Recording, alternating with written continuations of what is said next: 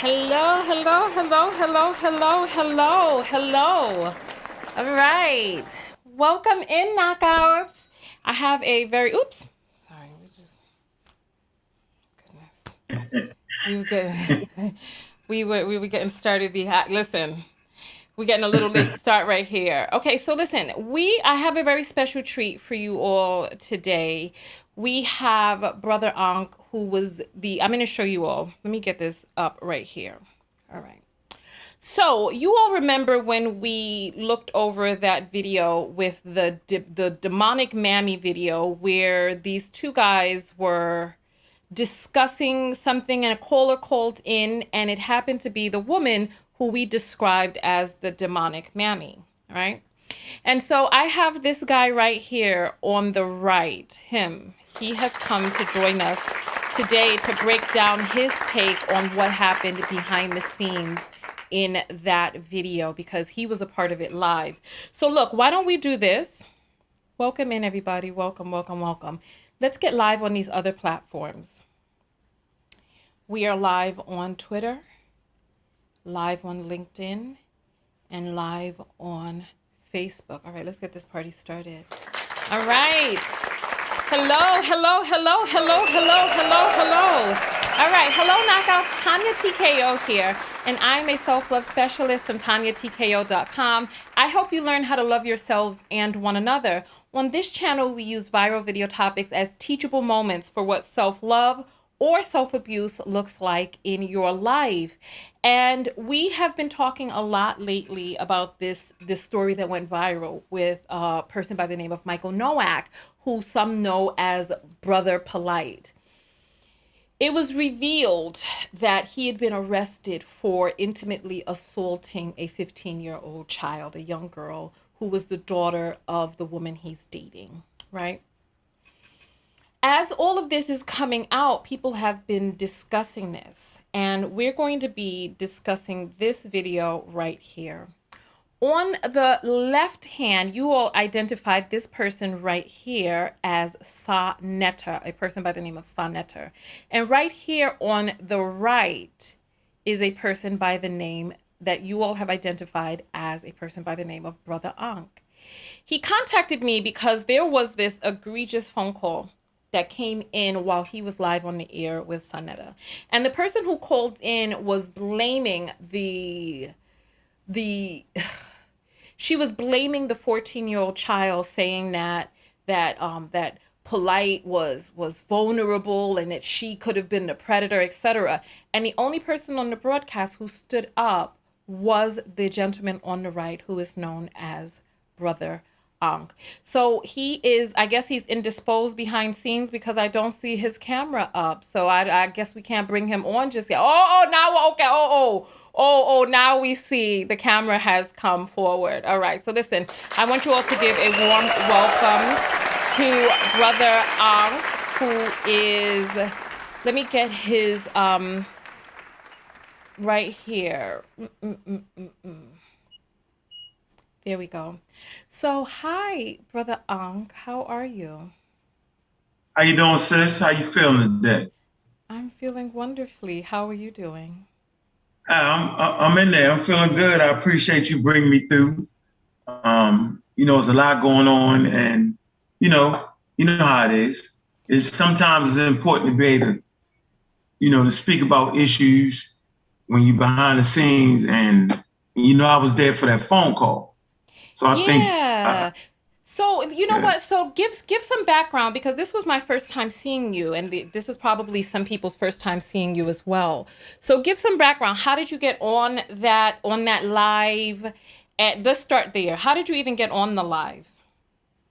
Well, I was on the live because my name had kind of got thrown around in a situation, which absolutely makes no sense. Well, I think people just don't realize when they look at the TV.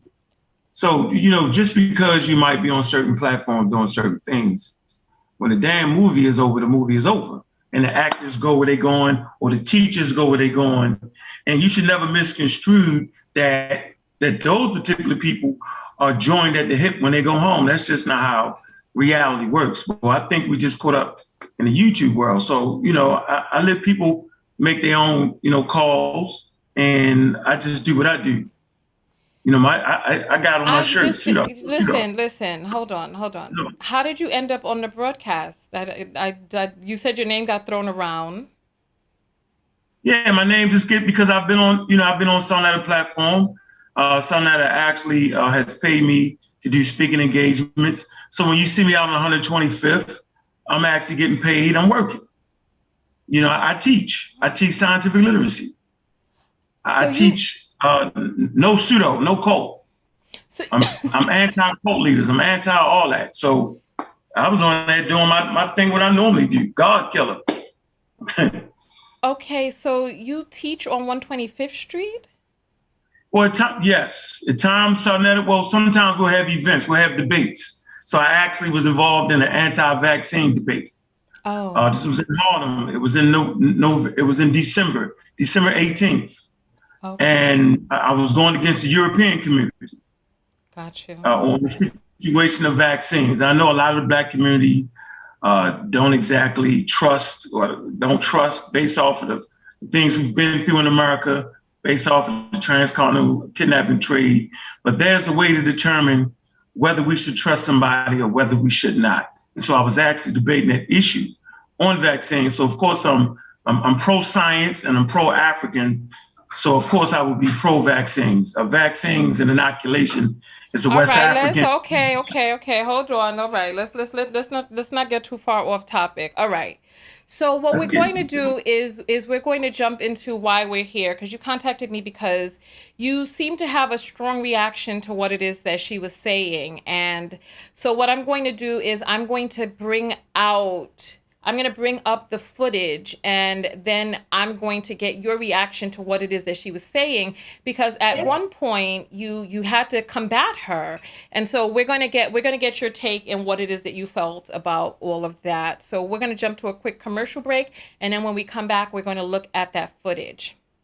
Are you tired of missing Tanya TKO's live videos? Arriving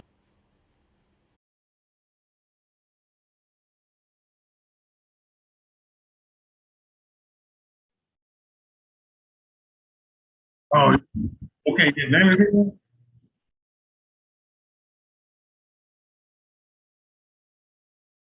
Oh man. Yeah, okay. Good, great.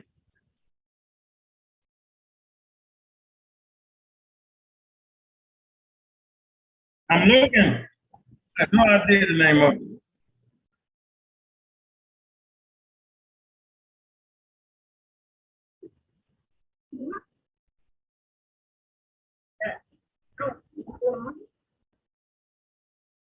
Right here somewhere here.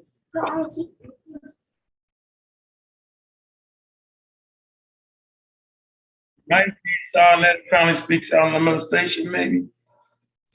That can't be it. How do you know if you're so active? Thumbs up, watch that butt crack. Yeah, I got it. That's the name of it. You ready?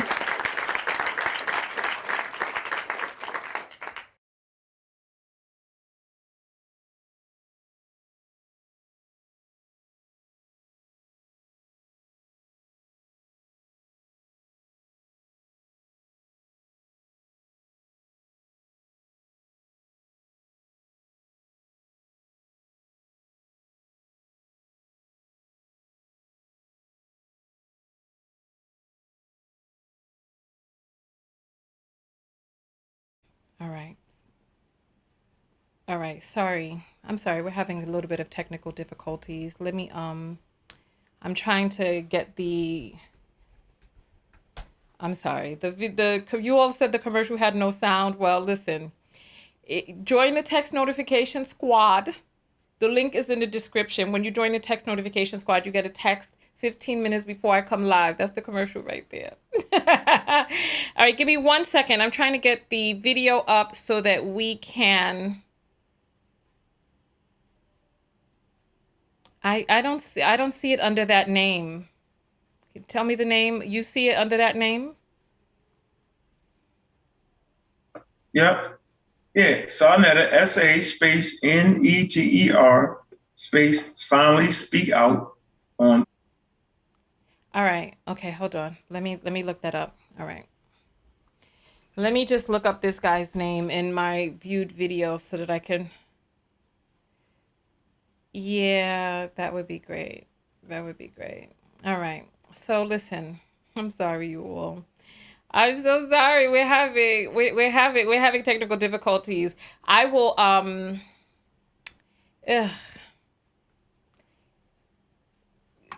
All right. Where did you send it? All right, one second.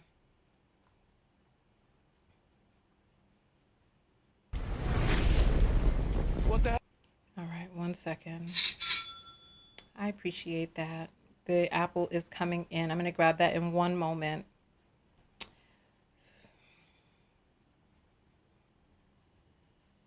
I'm tired because we broadcasted for 4 hours earlier today, so I'm a little. Here we go. Let's see. And this, I don't. Okay. This is not the video. This is not the right video. This is not it. This is not the one with the phone call. You are in this video, but this is not the one with the phone call. Man. Yeah, see, he got so many videos. Let me see. Maybe he took, let me see. That has to be it. All right. Oh, is it the Sunday exclusive? I don't know. Okay. All right. He's sending the link to me right now. Somebody says, Tanya, I really want to something. It went by too quickly. Tanya, I really want to see you do the same exact eyeshadow with a gold cut crease. No, I don't want that. I like what I have. My smoky eye. This is how I want to look. Like this. If you want the gold cut crease, you could put that on yourself. I like this smoky eye. So much smoke, you think you at the opening of Momotombo in Colombia. So listen. All right, so did you send me the link already? All right. Oh, you think this is the one? Oh, this is too That has to be much. one. This is, listen. Oh, Oh, brother. Let me take a look and see if this is yeah, it. that's the one. Yeah, that's All got to be right. the So one. yeah, That's so it. this is it right here. Finally. Finally I found it. I Oh, say found I ain't it. help you out, see? All right. Finally you found it then. I'll give you your props on that then. I'll give you your I props. see you have a lovely chat. I'm going to stay out the chat because the chat, I call it the peanut gallery. It's the peanut gallery. Liable to say anything. Let me All right, see. let's get to the video. All right, let's get to to it. that. All right.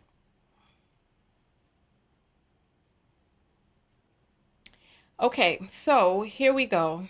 If you're ready, we're just going to Their play a bodily little. functions respond, and that's why they So if you all remember, this was the video where the woman had come out and the woman was basically talking about how Polight was probably the one who was assaulted by the girl because you remember the call. So we can go back to the beginning of the call. It happened around 1:34 in the video. So let's see. I call it the Jezebel You remember ability her? in our conscious community.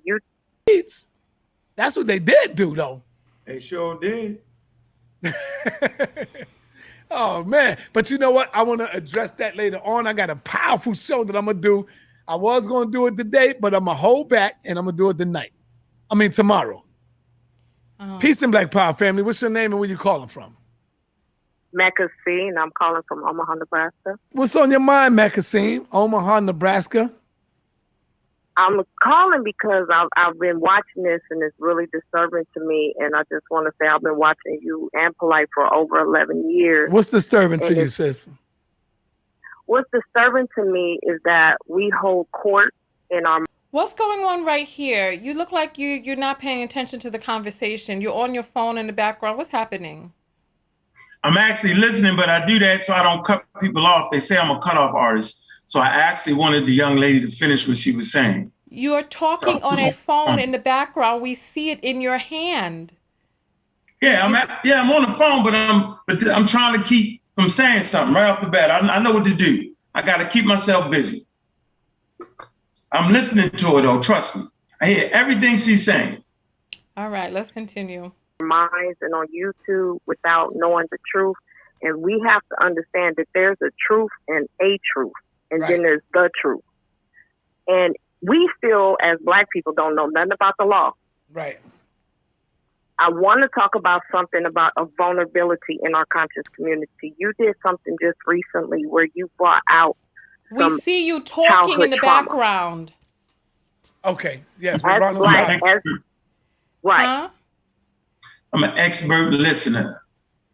While you're talking to someone else? Yeah. Listen, she gave code words. She gave code words. She kicked code words. She didn't know it. All right. I heard that. What was the code word that you heard? Oh, Go back again. I'm gonna identify that for your listening audience so they'll know. All right. So at one point you're talking. One point you're talking to him. I don't want no goddamn money, but I thank you though, brother. Well, he's cussing people out about not sending enough money through and all of that, and get the money up and all of that, right? So you are so here. Let's get to the point where the call comes in. Let's help y'all out. Identify a person has been named. And you get misinformed, but at least they support they goddamn preacher. So he's still wanting people money and stuff like that, and you there. All right, let's continue. Tell y'all now that free shit y'all think. Yeah, see that? I'm with Reggie. Oh, you participating in it now, talking about that free shit. So that's how you be badgering people for money from the audience, man? Nah, I don't do that. My platform is not monetized. That means I'm a damn fool. Let's just call it what it is, okay? Money talk and bull crap walks in North America. Resources are important and valuable. Financial literacy and scientific literacy is essential for African Americans. But play that so I can identify the cult language. She's been named. Because I only brought it up because I saw that you were getting in on the bandwagon with the money. So okay, so let's I'm sorry. Let's continue. Let's continue. Okay. Let's continue. I'm gonna try to get past the part where you all are berating the audience for money. Let's continue. I wasn't berating. For those who did donate it to my Cash App, they will get it. I will send that shit to them. They'll get it. I'll put this shit on my Patreon. Can you leave? And it'll be $10 to see the fucking video. Right now, you could donate 5 or 10. I just want to get past this part. Okay. That's what they did do, though. All right, I think we're finally there. Oh, man. But you know what? I want to address that later on. I got a powerful show that I'm going to do. I was going to do it today, but I'm going to hold back, and I'm going to do it tonight. I mean, tomorrow. All right. Let's go Peace and Black Power, family. What's your name and where you calling from? Tell me the moment you want me to pause. I'm calling from Omaha, Nebraska. What's on your mind, Macasine? Omaha, Nebraska. You want me to pause right there? That's where you heard the BS? Let it go. Watch. I'm identifying language for y'all. Watch. Okay. Go ahead. I'm calling because I've been watching this and it's really disturbing to me. And I just want to say I've been watching you and Polight for over 11 years. You're talking on the phone already in the background. Yeah, but I already know she's going to defend Polight. And I'm saying, man, which way she going to go with this? She a Black woman. And I'm saying, man, okay, it's getting weird. Okay, because in this situation. How did you know? She only said one sentence. What was the key word that let you know? I've been following you and Polight for a long time, and she was just her whole approach to it. I was like, this is not the time for the brother Polight can defend himself and stand on his own 2 legs. At this point, the issue should be the woman, right? Okay. The child and the wife. And the child on both sides. That should be all about each. Okay, so hold on. So when she said, I've been watching you and Polight for some time, that's when you knew the BS was going to start? And that's when you made a phone call in the background or you received the phone call? Yeah, that's when I knew that, okay, I'm listening. And right now, I'm getting calls already. They start calling me. I'm getting calls. You received the phone call or you made a phone call that night? I'm not sure how that went, but I know stay right there though. Watch what she says. This is important for everybody listening so y'all can identify. All right. Okay. We'll go through it. We'll go through. All right. So let's see. What's disturbing to you, sis? What's disturbing to me is that we hold court in our minds and on YouTube without knowing the truth. And we have to understand that there's a truth and a truth. And then there's the truth. All right. There you go. Stop right there. What in the hell is that? That's the mumble jumble babble. She has actually been culturated in a certain system right there. So that's the key. So I say, okay, so she even been maimed by cult, right? And at this point, I'm starting to understand for real which way she's going. This is important in conversations. So I spoke on my story. I've been in a cult before. So I definitely know how to identify pseudoisms and cult leaders. Like I know the whole routine. The whole platform is based off of stopping the nonsense. But I'm the bad guy. I'm the hater. Brother, all right, let's stay on track. Let's stay on track. Check your text messages real quick, okay? All right, go ahead. All right. And we still, as Black people, don't know nothing about the law. Right. I want to talk about something about a vulnerability in our conscious community. Your head is down and you're texting. Yeah, all but right. I hear talk about being vulnerable, and I'm like, the men aren't vulnerable in the community. I was thinking like, okay, we're vulnerable to misinformation, but we're not as vulnerable as the Black women are. So I'm saying, but this is a Black woman. What is she talking about? The conscious community have actually, for me and my reasoning, right, they're predators on people who do not have scientific reasoning to even determine whether they're telling the truth or not. Like, I know this.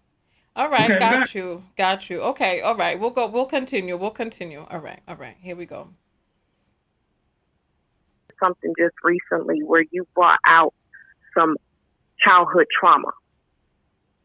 Okay, yes, we're Ronald Black, right.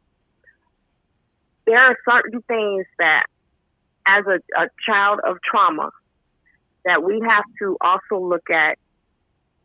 Molestation, well, I'm not even going to use the word. The M word and the R word happens to our brothers too. Our brothers get assaulted.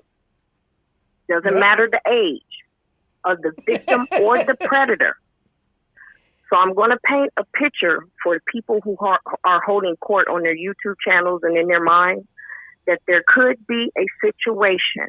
I call it the Jezebel or Rosemary's Baby. That some of our children nowadays, whatever they've went through, whatever trauma.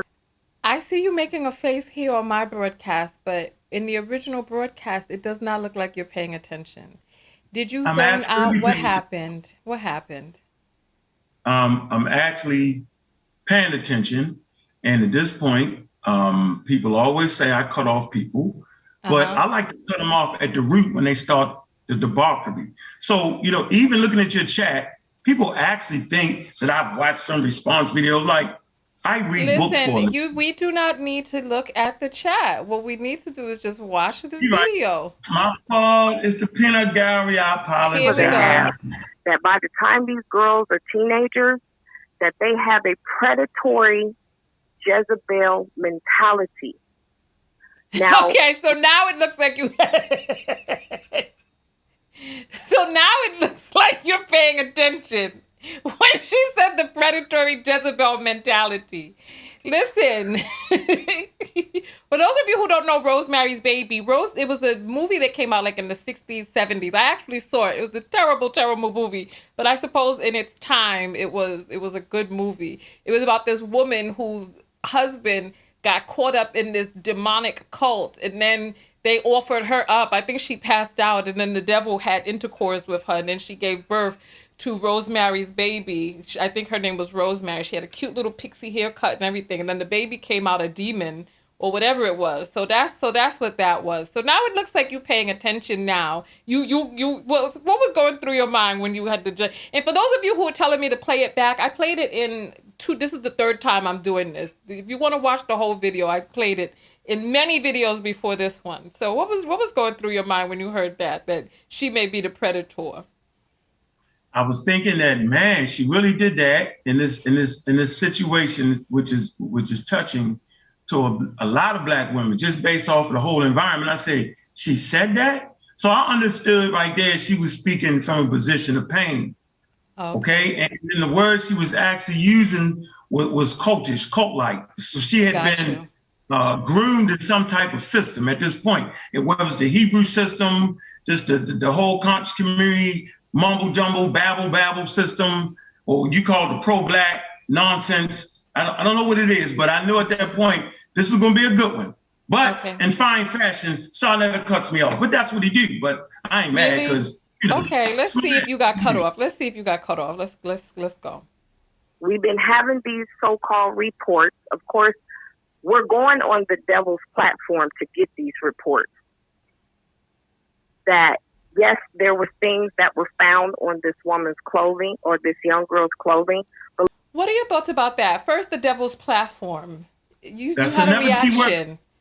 That's another key word. Whenever Black people call the white people the devil, I'd be like, I don't believe you. Because if you actually thought the white man was the devil, then you wouldn't partake in everything you partake in. You just wouldn't do it. Because that's supposed to be the axis of evil. But yet you drop your kids off at school, you drive the white man double car, you eat his foods, you do everything but get it right. So whenever I hear the white man's the devil, I'll be like, I don't believe you. And then for that, I get crucified, which is funny to me. All right, let's continue. And then she said, after that, she said that, I forgot what she said after that. She said the devil's platform, and then she said something right after that. Let me just go back just a tiny bit. Report. She called the 14-year-old girl a woman. You think that was a Freudian slip? No, in her mind, based off of the way the media portrays Black women, based off of the way the media actually... That the media is predators to young women and they make them look like women. We know that's out of order. Remember the Europeans' idea of beauty is young, before you had a baby. After you have a baby, then you're no more good. See, so it's not beauty anymore. So young before the age of conception of having birth. Matter of fact, the religions are based off of that. Mary was a virgin, see? But that's another topic for discussion. Okay. But just showing your mindset. It's the whole mindset thing. Got you. All right. Yes, there were things that were found on this woman's clothing or this young girl's clothing. But let me paint a picture. What if this young girl was the predator? That anytime anyone is raped, doesn't mean that the bodily functions don't adhere to nature's response. Meaning that if she was the predator in a given situation, that Polight may have been in a situation where he was vulnerable, that there was a female young predator that he... All right. So what do you think she means by this? Female young predator and Polight was vulnerable in the bodily functions. What are your thoughts on that? It makes no sense. You cannot consider a 14-year-old a predator. The responsibility has to go to the adults. Anybody that's raised young daughters, and I have several of them, you can't, your mind's not even developed yet. The frontal lobe is not developed yet. So you would blame it on the environment that they have been raised up in, that the parents are supposed to be in control of. It's our fault when our kids turn out this way. You have to put it on the parents. Now, after a certain age, we start to do things a certain way. But the point is, as parents, we're supposed to govern, right, what our children do, what they see, how they react to it. That's called parenting. And I think we got a long way to go. I get it. We've been through situations. I got you. Let's continue. He may have given a rise to a situation involuntarily pushing her off in an aggressive manner to get away from the situation. All right, so you're shaking your head you're shaking your head. You're like, no. What are your thoughts? What were you thinking in that moment when you were shaking your head? I was thinking, cut this lady off. She's out of her mind and she's killing us right now. Gotcha. She's absolutely killing us right now. And she's killing the sisterhood. She's killing what Black women supposed to represent. Because even if that is in your mind, that's not the time for all that. That's really not the time for all that. Because like I said, even if you was to blame the child is in a position. What adults are around to allow their children to be in that position? My daughters already know you're not popping up in a hotel room. See, when a young lady pops up in a hotel room, what I teach my daughters is you're wrong. You shouldn't even put yourself in that situation. So it's the dad. It's my responsibility to develop a relationship with my daughter to let her know that men do certain things. So as a young lady growing, these are the positions you need to put yourself into, because when something happened, I'm going very, very ferocious after that person. So you need not to have no parts in it. Understand what I'm gonna do if you get caught in that situation. An older man, y'all in a hotel room, there's no cut calls on that particular situation. Just saying the way I raise my daughters, but everybody don't raise their daughters like that. But so you said that your daughters would be wrong for going into the situation. Do not go into, listen, here's the rule for me. As they get their boyfriends and stuff, you can be 25 years old. Do not go into a hotel room with a bed if you're not planning on doing something. Now, you can actually change your mind once you get in that situation, but now you have to count on men to be responsible. You can putting your life in the hands of a man, that shouldn't be the first thing you should do. You shouldn't do that. Now, we're talking about a 14-year-old. Where the hell is the parents at?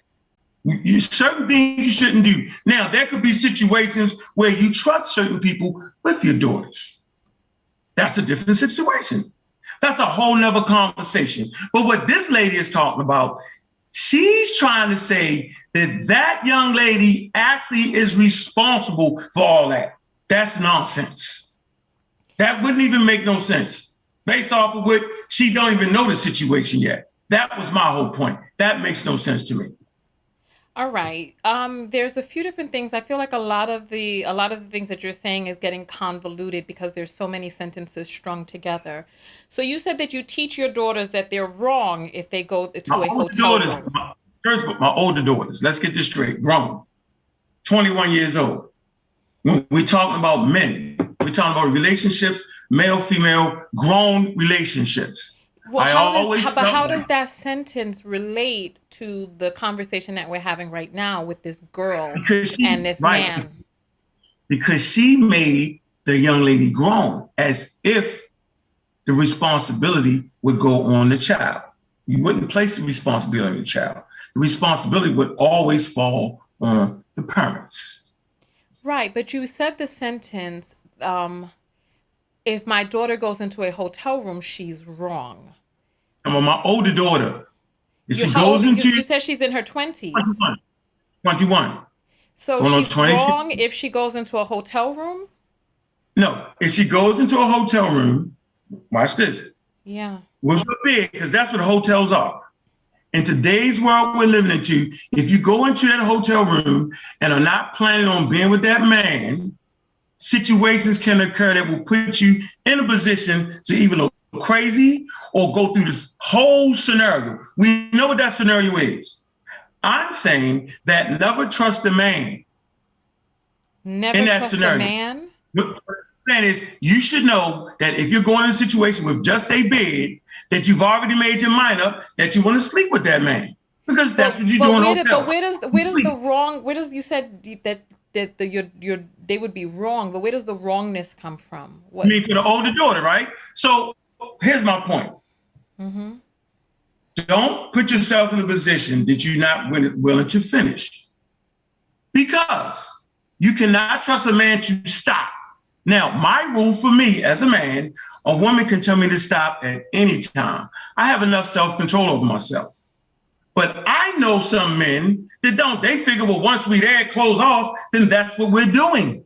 I don't feel that way. I feel like a woman has a right to stop at any moment. But since I'm on here to tell you the truth, right? All men don't think that way. And if we think all men think the way I think, then we're naive. So for that, I tell my older daughter, the responsible thing to do is know who you're dealing with, understand who you're dealing with, and when you're ready to make that move, right, then make that move. But if you're just playing around, well, I'm gonna go just to hang out, that shouldn't be the places you hang out. There are plenty of other places for Black women to hang out instead of being in a hotel room. Well, let me ask you this question. Let me ask you this question, because why would your daughter, let's say she wanted to get down, right? And so she goes to the hotel room and she's like, the vibe is not right. I'm not gonna. And if something happens to her, why would she tell you if she already knows, you know what, my father's gonna be like, look, you were wrong for even being there? Why would she come to you and tell you? No, she's gonna come to me and tell me. So watch this. Listen to what I'm saying. No, catch what I'm saying right here. What I'm saying wrong is you saying so in her mind, she made her mind up and then the vibe changed. Am I correct? Okay. Right? Yeah. Because that does happen, right? So really what that's telling me is that you really don't know that person yet. Take more time. We just need to take more time. The question is, why would she come to you if she knows, you know what, my father told me about this. He's going to say that I was wrong for even being there. So I'm not going to tell him that I was hurt. I thought you heard what I said earlier. I'm going to be ferocious towards the individual that put my daughter in that situation. Not on my daughter. No, see what you're not hearing is what you're not hearing is your own sentiment. Your sentiment is, look, if she goes there, she knows that she's wrong for even being there and putting herself in that situation. You can't trust no man, et cetera, et cetera. If she gets hurt, because the vast majority of girls don't tell their fathers when they got hurt because their fathers did tell them, to beware of these men or these boys. But, they see a cute one, they talk to him, they think they know him, etc. And they get hurt and they don't tell their fathers because their fathers have already implanted, you put yourself in this situation. This is your fault.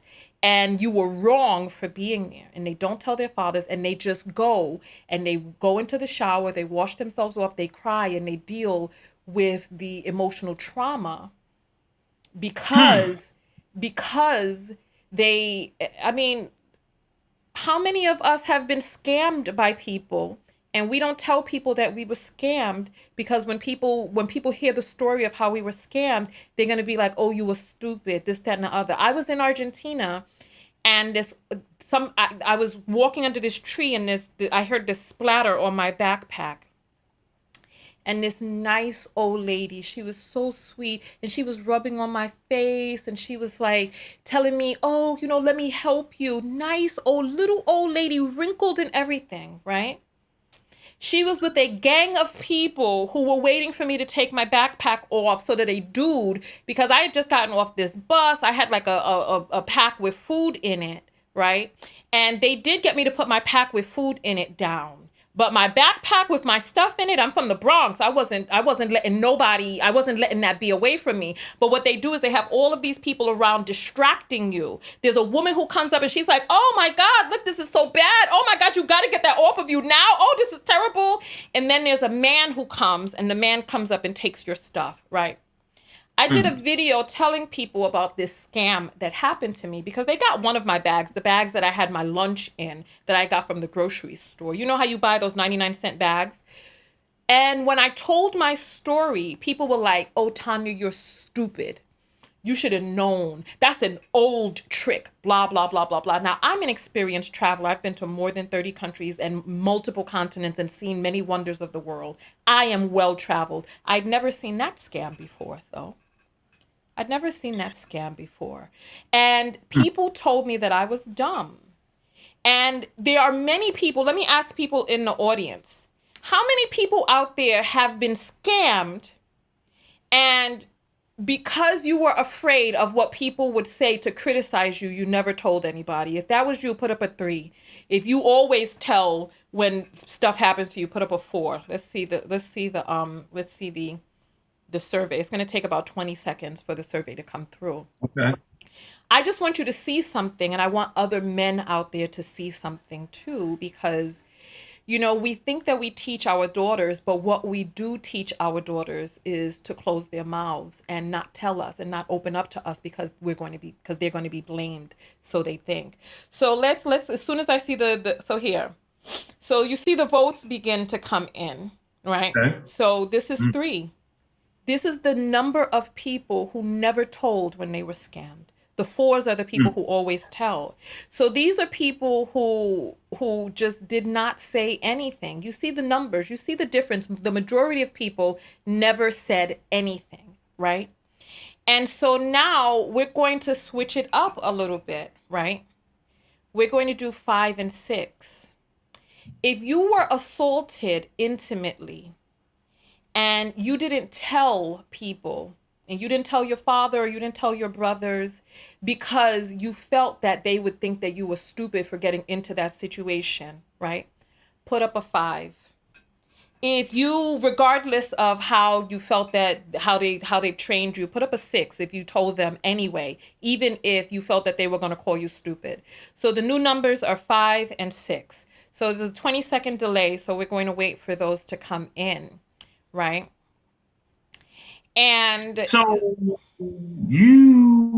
I just want to let you know that we all can learn something. And I'm saying without you even finishing that whole example, I think I completely agree with you on that. Like, you should not, what you're basically saying is, as dads, as parents, you should not create a situation where your girls or grown women are afraid to come to their dad and say something happened to them. So what you're basically saying is, I created an environment by saying you're wrong in doing that. And I want to tell you, I agree with you. You got me. So I have grown in that moment. That's all I can say. I get it. I totally get that. I get it. So sometimes as men, we so macho, you shouldn't do it, right? And we don't tune into what the sisters are saying. So a lot of sisters in the circle, right, they talk. Right? They talk to each other, and we need to learn from when they speak to us and say, look, you're not being sensitive to this. But sometimes as a man, you're a man. And I think a lot of times we don't listen. So I'm listening. I'm actually listening. All right. And you got me on that. I agree with you. Yeah. Well, you know, it's really not so much of a gotcha moment, so much as a learning moment, because the vast majority of people who said that they've been assaulted put up the number 5, that they didn't tell because they knew that people would think that they were stupid, or they knew that their fathers or brothers would think they were stupid for getting into that situation. And this is how 1 in 6 women in the United States, in the Black community, it's 4 out of 10, almost half, right? Have been assaulted, and most people just don't tell because they internalize that blame, and they're like, well, you know what, this was my fault, and they're going to blame me. They're going to think I was stupid. They're going to, you know what I'm saying? So the vast majority. So let's get back to this video. I'm glad that we had that little segue. Let's go back. All right. Yeah, that was working for me. If everybody listening, the men in the audience, if they can learn from that moment, I think that's a good thing for our growth and development as African American males. Yeah. All right. So let's continue going forward. Because you can't tell me as a man that if you're put in a situation. So let me ask you this question. I know I just let it play for a few seconds, but I am curious, and I was wondering about this. It seemed like at one point Sonetta checked out too. He's looking down, you're looking down. It doesn't look like anybody's really paying attention to her. Why? Why is no one engaged with her and the stuff that she's saying? Because this thought is going out over the airwaves and no one is stopping her. Why do you think that even Sonetta is looking down and checks out? If it was a dude, I would have been cut off. But like I said, I'm just trying to basically let the sister get it out. I understand where she at based off the types of language she used. and I was just waiting for me to get my part. I normally Okay. tell a person, don't talk me to death. All right. But Why do you I didn't think you know him better than we do? Why do you think he's looking down and at one point he even gets up? Why do you think he's not really engaged with her? That's something you would have to ask him. Maybe, I mean, he was, it's a lot of stuff going on. He here. I'm pretty sure he here. And you can tell when he come back and make response, he heard her. But I can't speak for Sunnet on that one. Why do you think a person would have someone on their airwaves saying something very detrimental but not be engaged with them and allow them to continue to speak? You want my opinion? Yeah. I think the game has actually changed. So like when we look at your show, you have like a actual broadcast presentation, NBC, ABC, suit and tie, certain way to do things, professionalism. But we've been in this game for so long that it's just a regular old, oh man, we're on the phone. Yeah, it ain't that. It ain't that. So when you make that assessment, you're making an assessment based off of the level you have taken your show.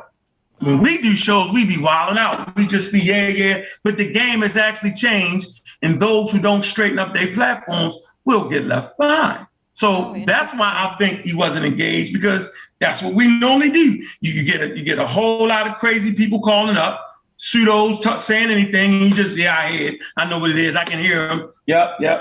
That's what I'm thinking it is. I know that's what it is for me, because I done heard it all before, and I know what I'm looking for. So I hear it. I hear exactly what she was saying. So I was waiting for my response. At that point, she was like overkill on the situation. And since it's not my platform, I couldn't just tell her, just stop. It's not my place to do it. Got you. All right, let's continue. Doesn't matter your age, that your bodily function is going to respond. That's a natural response. I'm not saying it's right. I'm not saying it's wrong. Women who get raped the R word all the time, their bodily functions respond. And that's why they don't come forward. So I see you with a confused look on your face right there. What are you thinking, man? What is she saying? That the young lady is aroused? Is that what she's basically saying? No, you know that the body has different mechanisms on the inside, and there are women who are assaulted, and because of the pressure on those points on the inside, she will climax in the middle of an assault. And this woman is saying she doesn't come forward because, and I was in a support group with a woman who climaxed as she was getting the R word done to her. And she said that she felt tremendous shame. She didn't know why her body responded that way, because she said she did not want it, but she still felt the waves coming through and going through with climax.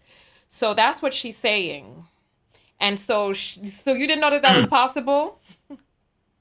No, just learned something again. Like, okay, yeah, makes sense to me. That's part of the deal.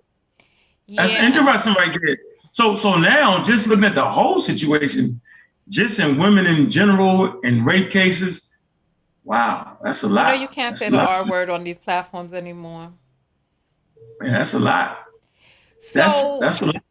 So basically, she's saying that perhaps this young girl was taking advantage of Michael Noak, aka Brother Polight, and that he was trying to forcefully push her off, and that's how his penis sprayed semen all over her. That's what she's trying to posit. Yeah, I knew that was just like, what are you talking about, sis? Like, why are you doing that? Like, you didn't pass the starting line. You left the whole field of play. You out the stadium. You're actually in an alternative universe at this point. Yeah, okay. She just was all the place. Yeah. All right, let's continue. Let's continue, because your face says it all. Your face says it all. Go ahead. Oh, there may be, I'm painting a picture that there could be a possibility. Shadow of a doubt. Hold it down. I got to run to the head. I got to go to the head right quick. So he just leaves the listening, broadcast. Sis, go ahead. That there could be a possibility that he was the one that's the victim and she was the predator. We cannot push away and just bash Polight off of allegations because he has not been convicted. He hasn't even been to. We're killing this man off before there's even a bond set. No, he already bailed out, sis. Yeah, repeat that again. I said he actually bailed out of jail.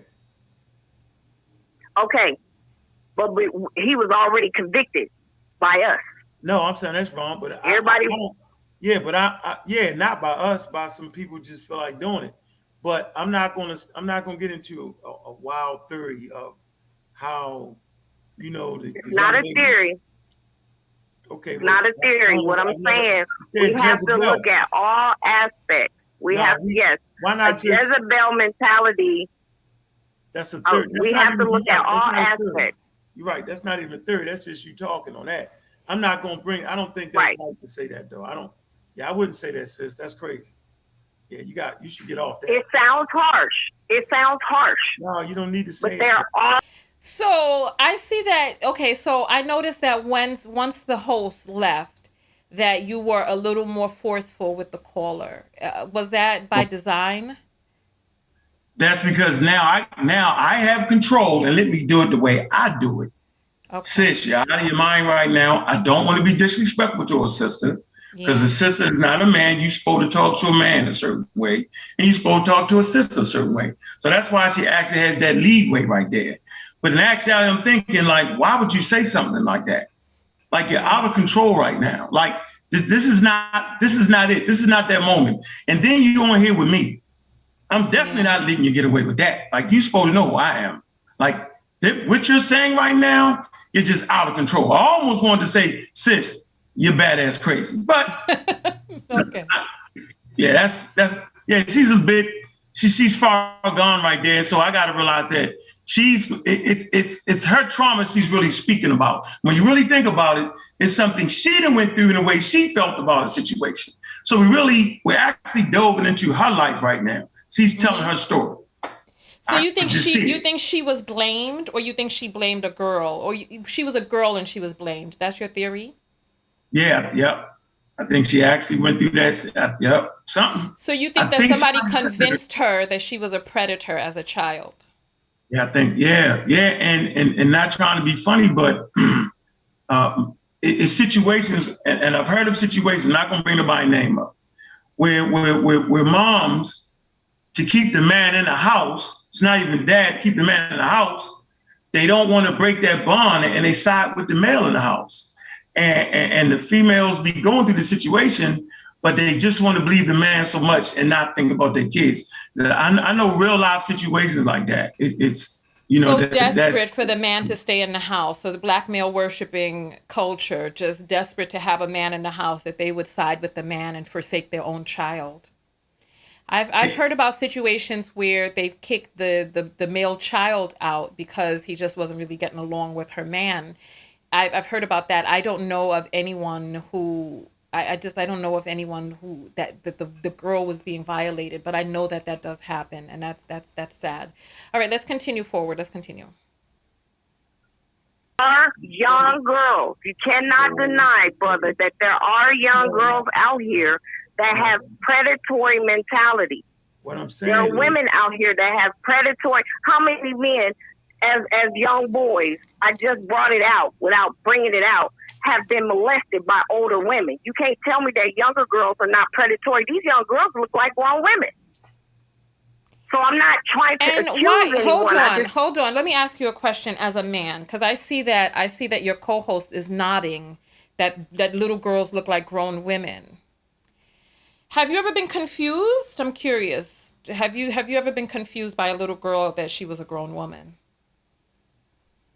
You know what a little girl looks like, but in Baltimore, Maryland, where I was raised at, you do have 15-year-olds, 16-year-olds that'll dress up and you won't know, and you just say, yo, when it's in question, let me see that ID.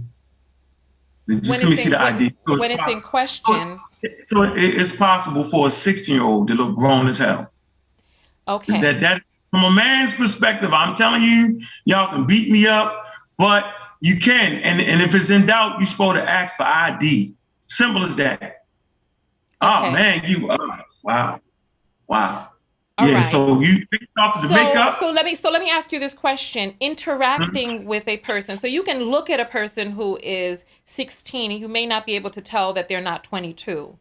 However, when you interact with them, can you tell the difference between the way a 16-year-old behaves and the way that a 22-year-old behaves? Man, it fall off the ledge, right off the top. You know, a couple minutes of conversation, you're like, man, that's a little girl. You tripping? Where that ID at? Yeah, absolutely. Yeah, but a 50-year-old man, you supposed to know.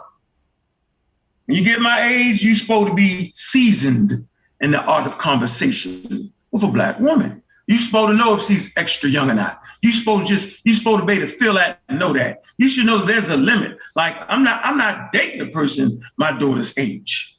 You might be 25. I'm not doing it. So then why would the person need to see ID? Why would the person need to see ID if you're not going to be dating a person in their 20s? Because there's no way a 16-year-old can look 35. So now how? For me, get that. I'm saying for me, I ain't got to card nobody. Okay. Yeah, I ain't talking about me. I'm saying when you 25, when you young, right? Okay. 25, think about that. When you 25, 21, 22, right? And you see somebody, okay, and you supposed to say, shorty, you don't look legal. Where that ID at? That's always been the rule. Yeah, so let me ask you, so I wonder, I'm curious though, right? I'm curious. Let's say there's a person, a young lady, she's 16 years old, right? But you're talking to her and she seemed a little young acting. So you're like, okay, let me see that ID. And the ID reveals that she's 21. All right. She's still young acting. Who's going to go forward? I always add to the side of caution. I know, but my question, that's not my question. My question is. Say the ID is, say she's 21. So the ID says that she's 21, but she's still a young acting person. You're going to still continue going forward in this relationship with a young acting person? You mean, how old am I? You're 25 and you're with a young acting 21-year-old. So young acting that you have to ask her for ID. Something don't seem right. She said something about her backpack and her mama's house or something. Oh man, see, you're gonna continue going forward.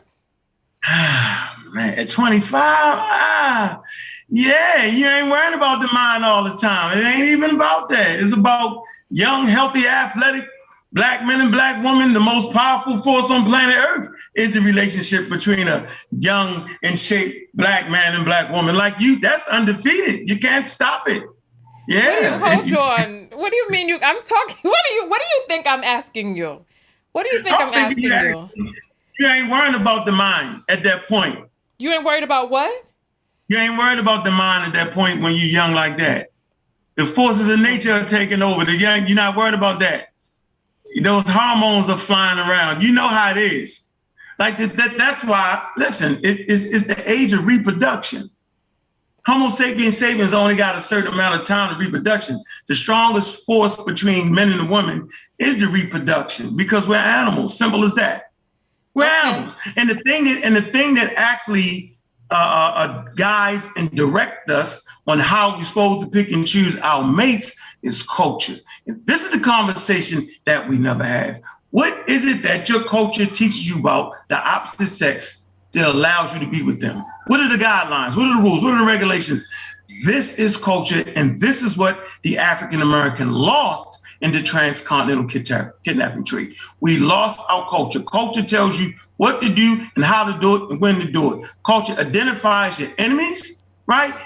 Foes and friends. But there's some things in our culture, even on the motherland, that are not healthy. You know, there are men in the motherland with child brides. That's a part of the culture. You said the culture determines who you date and who you don't. They got child brides. That's not a healthy part of the culture. Read a book, Chica Dios. And Which the Arabs one? actually... Which one? Because they wrote many books. Diaz wrote the book, It's not civilization of barbarism. It's the other one. It's the red book with the African lady on it, and it talks about how basically African culture didn't have. What's the name of the book? So that we'll know it. You said Chike Ante Diop. They wrote many books. Yeah, I can't think of the one book, but look them up. It's Cultural Unity. Yes. Cultural Unity is the name of the book? Okay. Yes. All right. And it talks about how the African, most people think that the African had more than one wife. That's not the truth. The Arabs brought that in with concubinage and all that. Islam brought that in. So prior to Islam coming in, only the rich leadership rulers, right, could have more than one wife. I feel like we're getting off topic. That's a great point, and it's viable. However, we're getting off of the topic. Young ages too. That wasn't part of that. No, okay. Not the young ones. No, that's Islam. Remember Khadijah, right? She's a 12-year-old. Remember Mary, she's a 12-year-old. That's the monotheistic religions. Abraham, Isaac, and Jacob, their God allows that. It's right in the text. So you're saying that Mary, mother of Jesus, was 12 years old? Yes, she was a virgin. Yes, absolutely, she was that. It's right in the text. She's a young woman. She's in her teens, 12, 13. Absolutely, it's right there for you.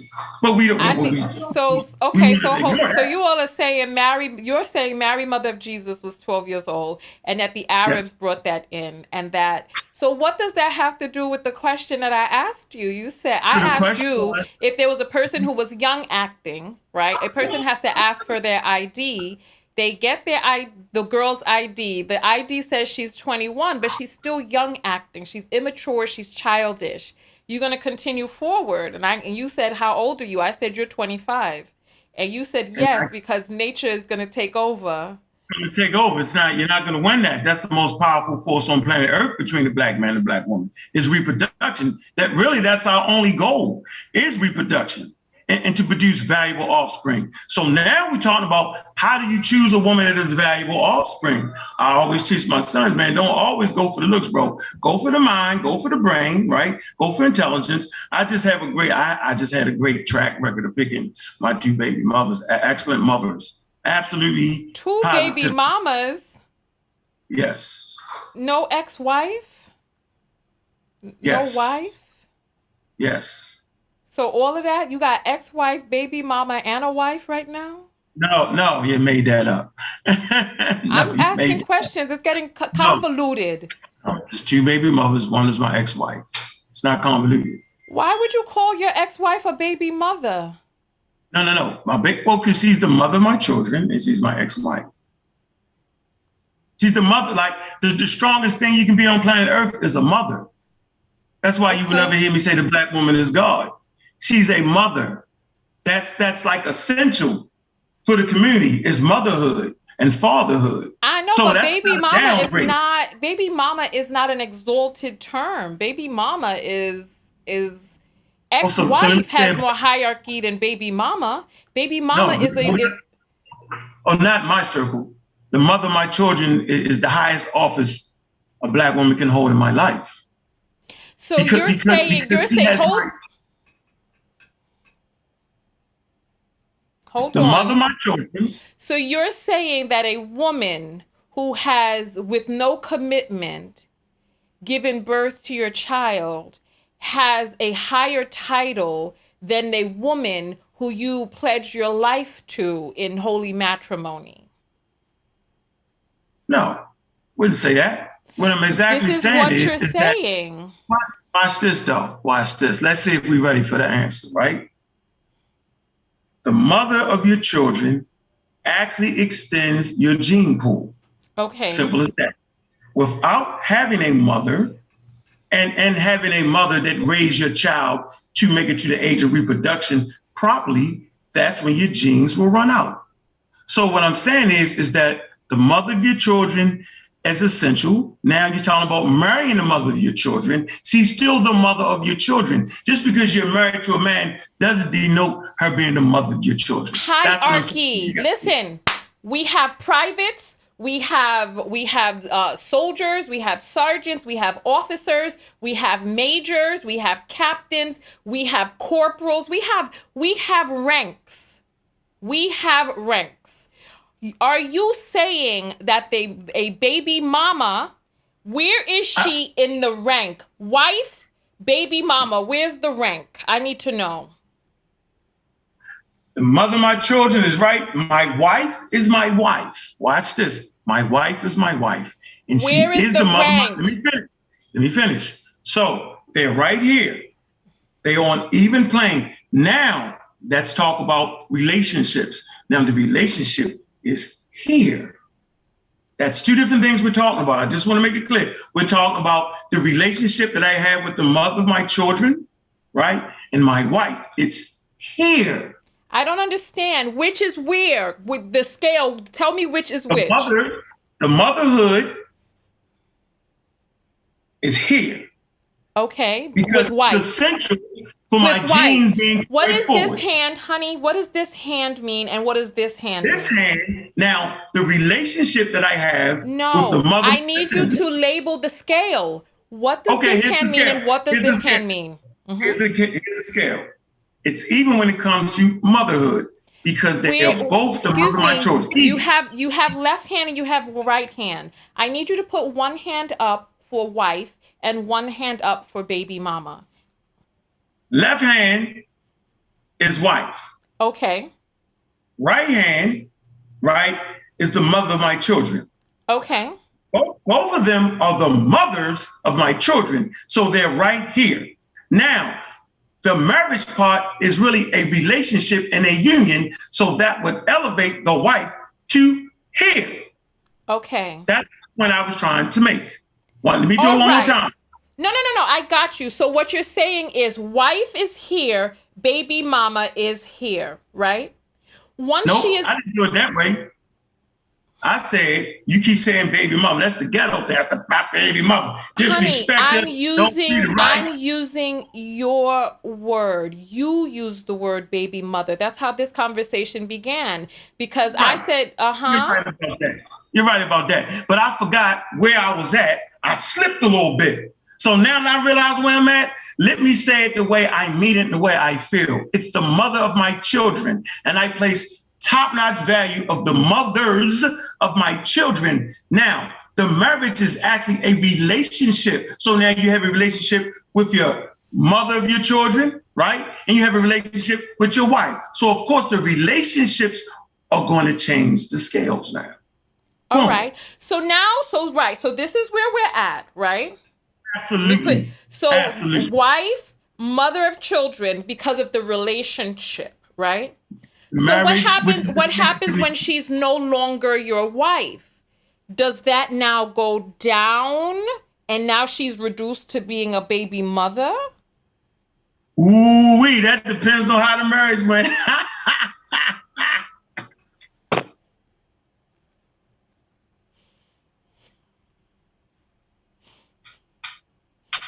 Yeah, but I didn't have that type of thing. So yeah,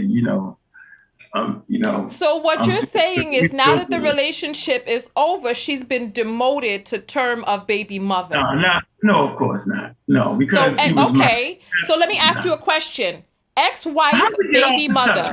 No, this is the subject. This is part of the conversation. It was free flowing, right? Baby mother, ex-wife. Put up one hand for baby mother. Put up one hand for ex-wife. Please. This is the All right. So that's which hand is that? That's the wife. So yeah, the fact that you was actually married would always keep it right there, of course. Of course. You're gonna always, it might have dropped down a notch. Right? Yeah, I mean, but hey, it is what it is. So then why are you referring to your ex-wife as a baby mother? Okay, I won't. Not on this show. I was really wanting to say the mother of my children. It's the same thing. All right. So, all right. I just put for me, I place motherhood over top of godhood. So I would never say that the Black woman is God. That's a bunch of nonsense and it's spooked out. So since I don't believe in God, then I don't believe in the devil. But what I do trust in is motherhood. That's essential. Simple as that. I mean, what more do you want me to say that? I mean, it's reality. You can say whatever you want to say. The Black woman is God, period. Let's continue forward with the broadcast. I'm gonna let you have that. I ain't gonna argue with you about that. She holds the universe in her womb. Who else can bring life? Let's continue. Let's continue because we don't want to get stuck on that. I see you looking down now. You doing me like you did that man's broadcast? I got 100 texts. Well, I'm looking straight. I'm looking forward. Sir, is our broadcast holding you up from the other stuff you're supposed to be doing? No, not at all. Must we let you go, sir? No, I'm actually enjoying myself. Okay, let's continue forward. At least we know. So now, at least we know what emphasis to put on motherhood. At least we know that we have degraded the term, right? Our value system of calling a baby mother has fell. See, in our communities, your baby mother is just somebody you just slept with, and that's it. And that never should have been the case. So I don't want that message to get lost. That I'm putting an emphasis on your baby mother or motherhood, however you say it. And in the circles I run in, the emphasis of motherhood is proper. So I just want everybody to know that. Like I was joking and having fun. You're arguing with your own self. You're arguing with yourself. You are, because you're the one who used the term. So maybe I should do a split screen where you go argue with your past self from 10 minutes ago and be like, hey, brother, that should have never been.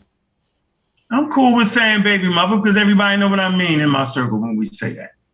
But now that I explained it to this platform, now they know when I say it. So you're using different terms on different platforms, and then when we see you on another platform, you're going back to baby mother. Your baby's mother or the mother of your children, they're all saying the same thing. The woman that gave birth. Out of her vagina. Open as to the platform that we have to bring everything into balance. If we're going to hold court, we can't just bash one side without looking at all sides, that there are such things as false allegations, and our children are grown from when we were young and thought we were grown. That's all I'm. All right. So thoughts? Because I see you're having a reaction right there. What's going on? What do you mean? Like she's saying that our children are now grown based off of it being in the 2000s. Now you're grown.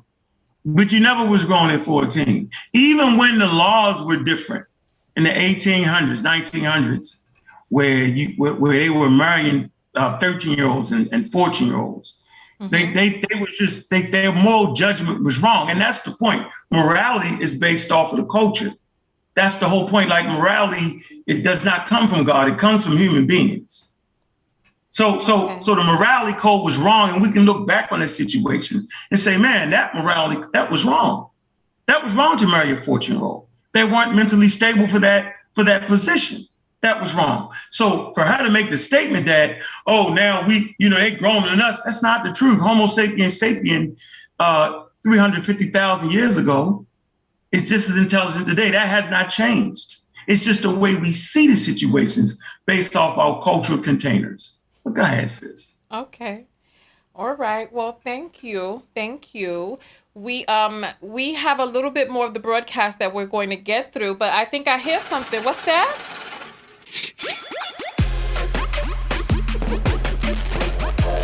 The app.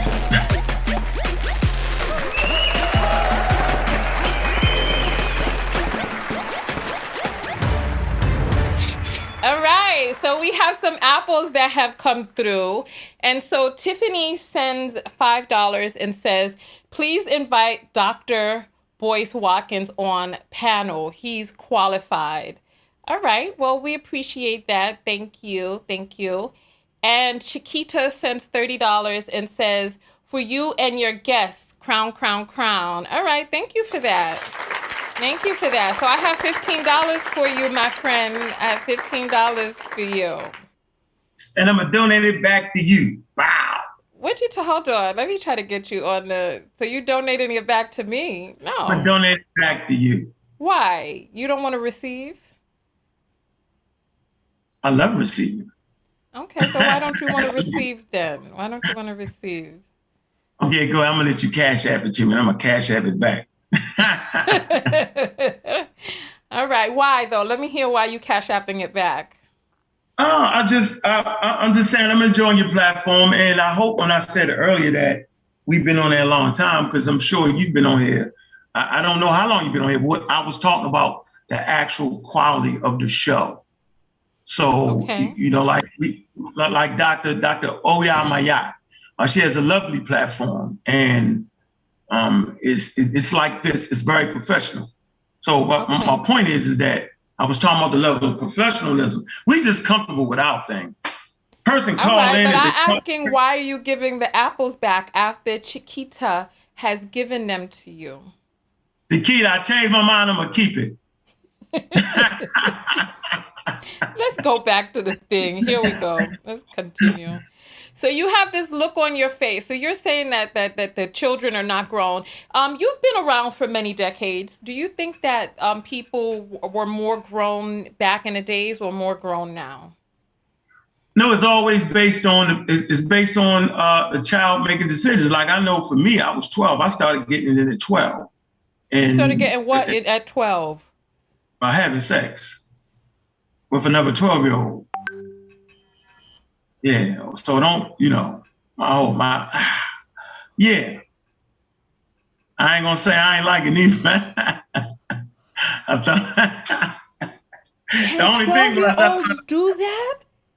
Yeah. I actually thought I had to go to the bathroom when I was about to climax. I didn't know about that. A 12-year-old can't climax. Yeah, I can. I was like, yo, let me get them go to the bathroom. The best part, I didn't know. But over time, she schooled me on what it was, right? The 12-year-old was schooling you? Yeah, I think she might have gotten to some porn or something that her mother might have had. I think that's what it was, because he was definitely more advanced than me. Yes, she was my age. Interesting. So I was grown at 12. You were grown at 12?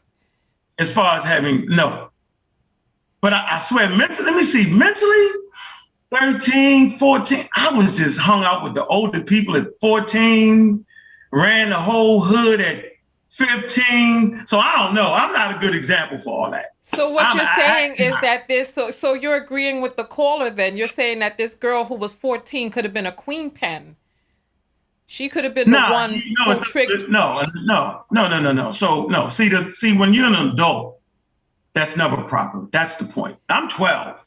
She's 12. You said you were running the hood, which means you were running other adults. Yeah, all right. But shoot, what that got to do with it? Money talking, bull crap walk. But that ain't got nothing with a So you're saying that there's some 14-year-olds out there that can run adults. But that's dysfunction. I just need everybody to know that is dysfunctional for me at 12, 13, 14, living the life I live. Like that is the crucible of dysfunction. So that's not how that's supposed to work. And for her to actually put it that way is bananas. So Hold on. You're agreeing with her, though. You are saying when I was 14, I ran adults. I was a kingpin at 14. Yeah, we talking about hustling. We ain't talking about sex and all that. She all off on the crazy end of it. In the middle of a conversation about one of the largest cases in the country community, she's mad. She's completely out of her mind. That has nothing to do with me being grown hustling. I was grown in hustling. Simple as that. Listen, a 14-year-old is not grown. You said in the beginning of this broadcast, these are your words. You said the prefrontal cortex is not developed, that a 14-year-old is not grown. You said this. Yeah, I said grown and hustling. And I don't know, well, maybe my mind was a little sharp at 14. I don't know. Maybe I'm the lucky one. I don't know. Maybe it was that.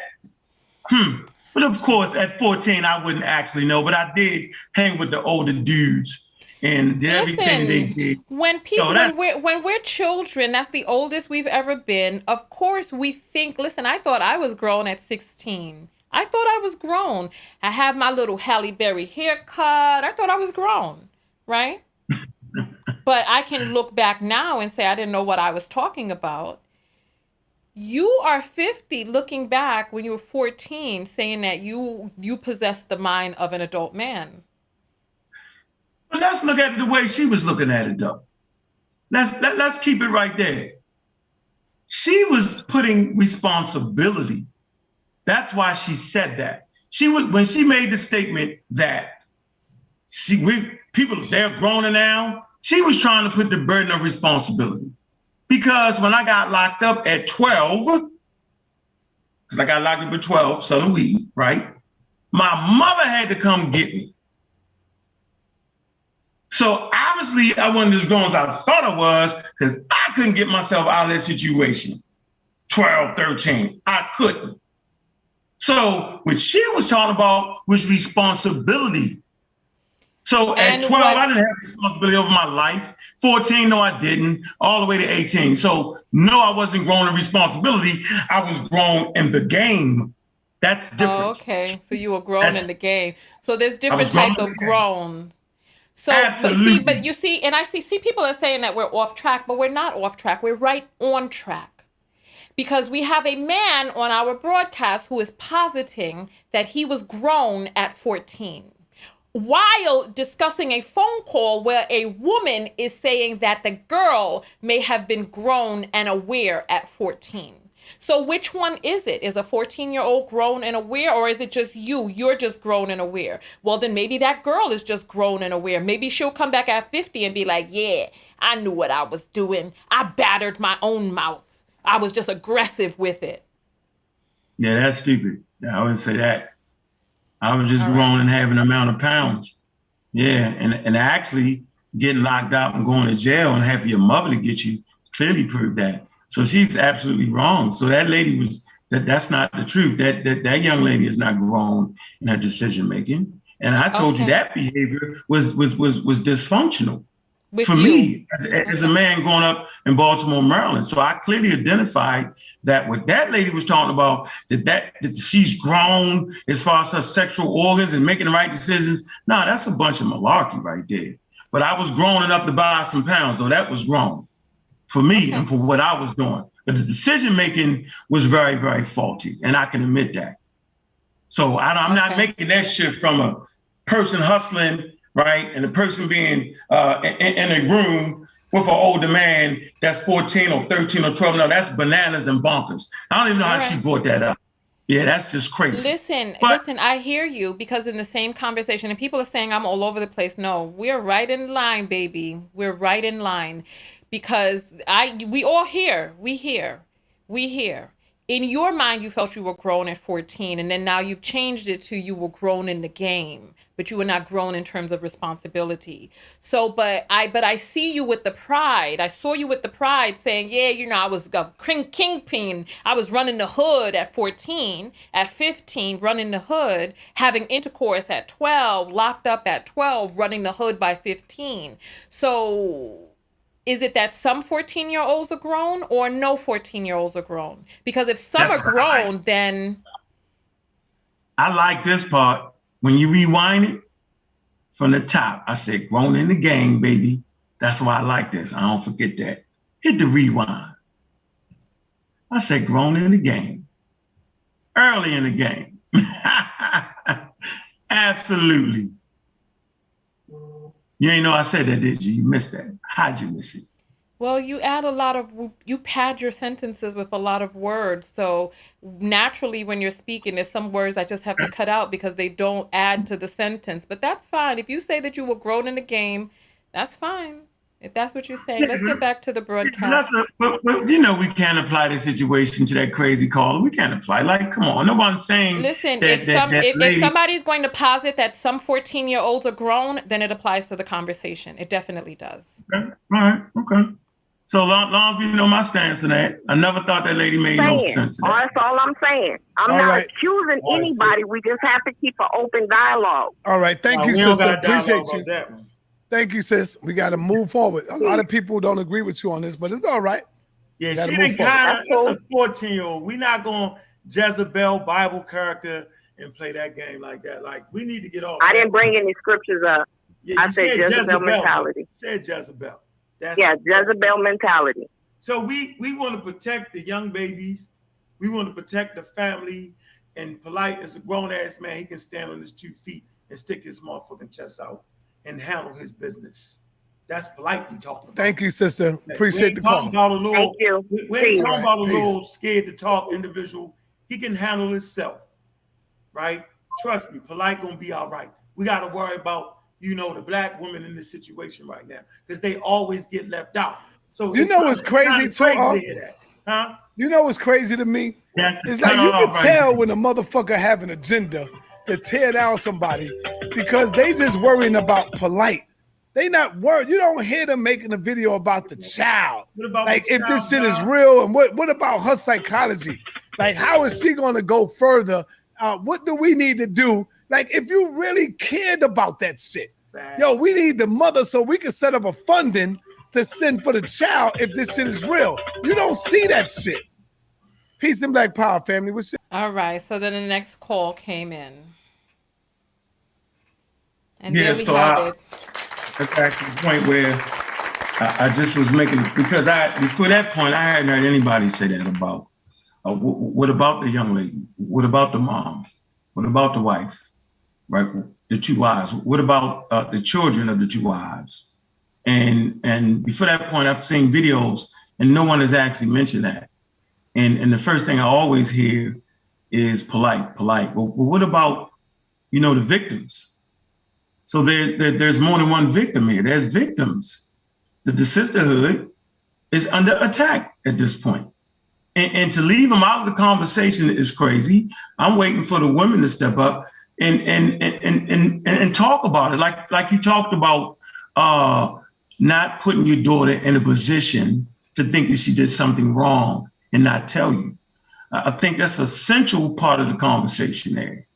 It's essential for the young ladies and grown women to understand rape and what it is and how it affects them. It's just important to have that conversation. I see a whole lot of everything else but that.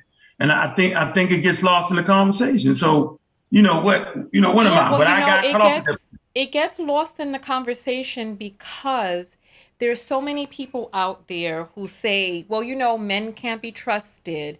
We can't trust men to control themselves. There's some good men out there, but we can't trust men. So the burden of controlling the situation and having the knowledge and the wherewithal, that the average man likes a woman who is 7 years younger than him. Did you know that? Say it again. The average man likes a woman who is 7 years younger than he is. Is that the other way around too? The average woman likes an older man, you think? Yeah, but the average woman likes a man who's about 2 to 3 years older than her. But the average man likes a woman who's 7 years younger. And statistics show that the best relationships exist in relationships that have less than a 4-year gap between the two people, right? And so we have a situation where we have grown men, big men, 32 years old in the game, who've been having intercourse since they were 11 years old, who are running game on young ladies 10 years younger than them. He's 32, she's 22, fresh out of high school and college, right? And he has all of these years of experience, and the burden of controlling the sexual situation is placed on the young lady, who is with her senior, her age superior, who is posited to her that he is the leader. So which one is it? Are men leaders, or are men these uncontrollable wild beasts that cannot be trusted? Are they leaders or are they beasts? That's a question to me. Are they leaders? Are they beasts? Yes, I'm asking you. You're on the line with me. I think men and women run the whole gamut. It's just based off your upbringing, based off your choices that you make. All right. So men are not naturally leaders. No, that's a Bible teaching. It's the biblical narrative. Leaders are leaders.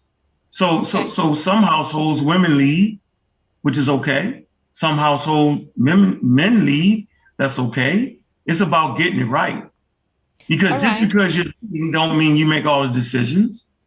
Doesn't mean that. So I think it's what's comfortable for the couple. I think that's important. Some men are better with finances. Some women are better than finances.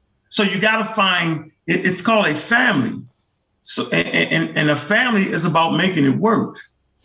So at that point, then whoever does what they do best, then they take care of that. The problem is when you're in the biblical narrative, when you're the man, I'm in charge, but you're horrible with finances and you're horrible with decision making, and you run the damn family into the ground. That's the problem. So we've been taught a biblical narrative on how to run our families, which is a bunch of malarkey. Because at the end of the day, religion is simply a cultural container. Simple as that. It's culture. It's cultural. And how certain people during certain times ran their families and deified their elders or deified their ancestors. Simple as that. Yeah, it's a human endeavor. So yeah, all that. I'm a leader. You're a leader. So you're saying in some relationships the man is the leader. In other relationships the woman is the leader. She controls the finances. She pays the bill. She takes care of him. Takes care of the family, the children, pays for everything. Whoa, breaks. Nah, that sounds like a sucker to me. Whoa, no. I never let a woman take care of me. I'm confused. I thought you said that sometimes the woman is the leader in the household. No, a woman, no. Wait, I'm confused. No. Talk to us. Help us understand. I don't believe in God. How they say God bless the child to have his own. No, you like. You cannot lay up on a woman. Like, who does that? Like, what part of that? Like, it's just being responsible. No woman should do that neither. No woman should do what? No woman should do what? No woman should be dependent on a man. When I say, watch what I'm saying. I'm saying you have to have a healthy life. You have to have your own. In case things don't work out, you don't just fall off the mat. Now, the man might make more money and he take care of these things. That's fine. It's not a problem with that. But the woman should always have her own damn life. That's the problem. So the question, though, is, because you said that men are not naturally leaders, that in some households, the woman is the leader. What do you mean by that? Tell us what you mean and describe that so we can understand. Yeah, just by the term man doesn't mean you're a leader. That's a European construct. That's a biblical narrative.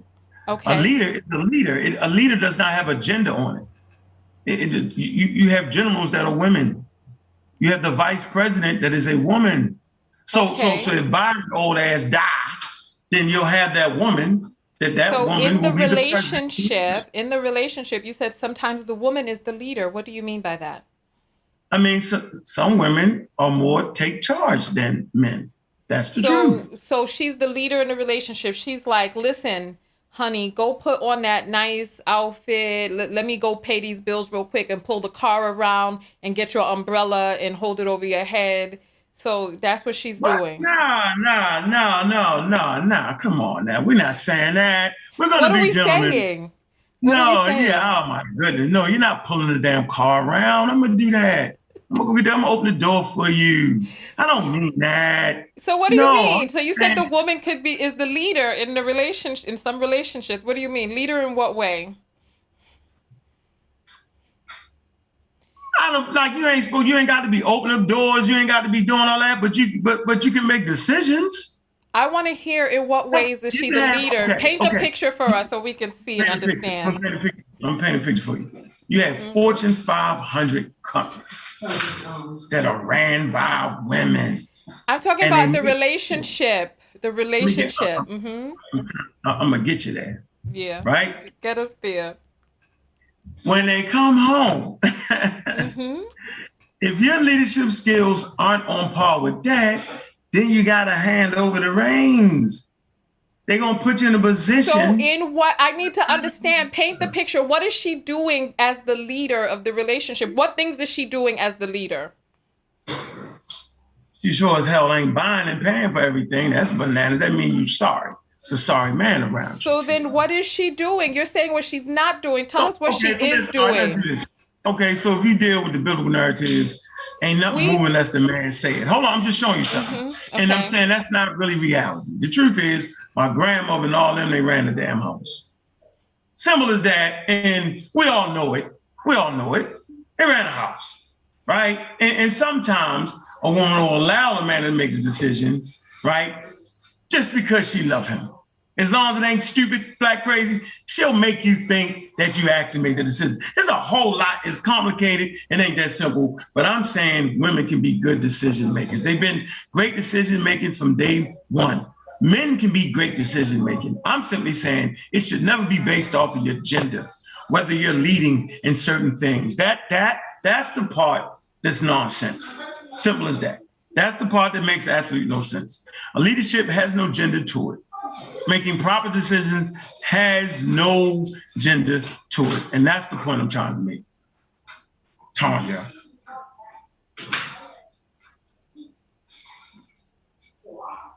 What is she doing as the leader? You're not giving me any I want to hear the examples. I don't know. It depends on the family. I don't know. I have no idea.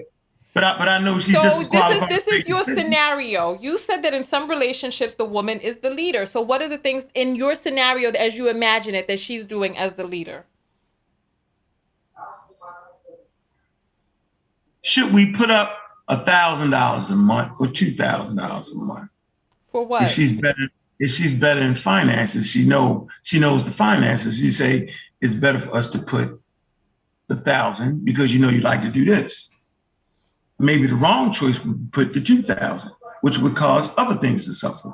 So if she's down with the finances and completely understand those workings, then her leadership has to rise at that point. So it has to be a give and take. The monarchy system is baloney. So the point I really want to make here is that it's an ebb and flow. Mm-hmm.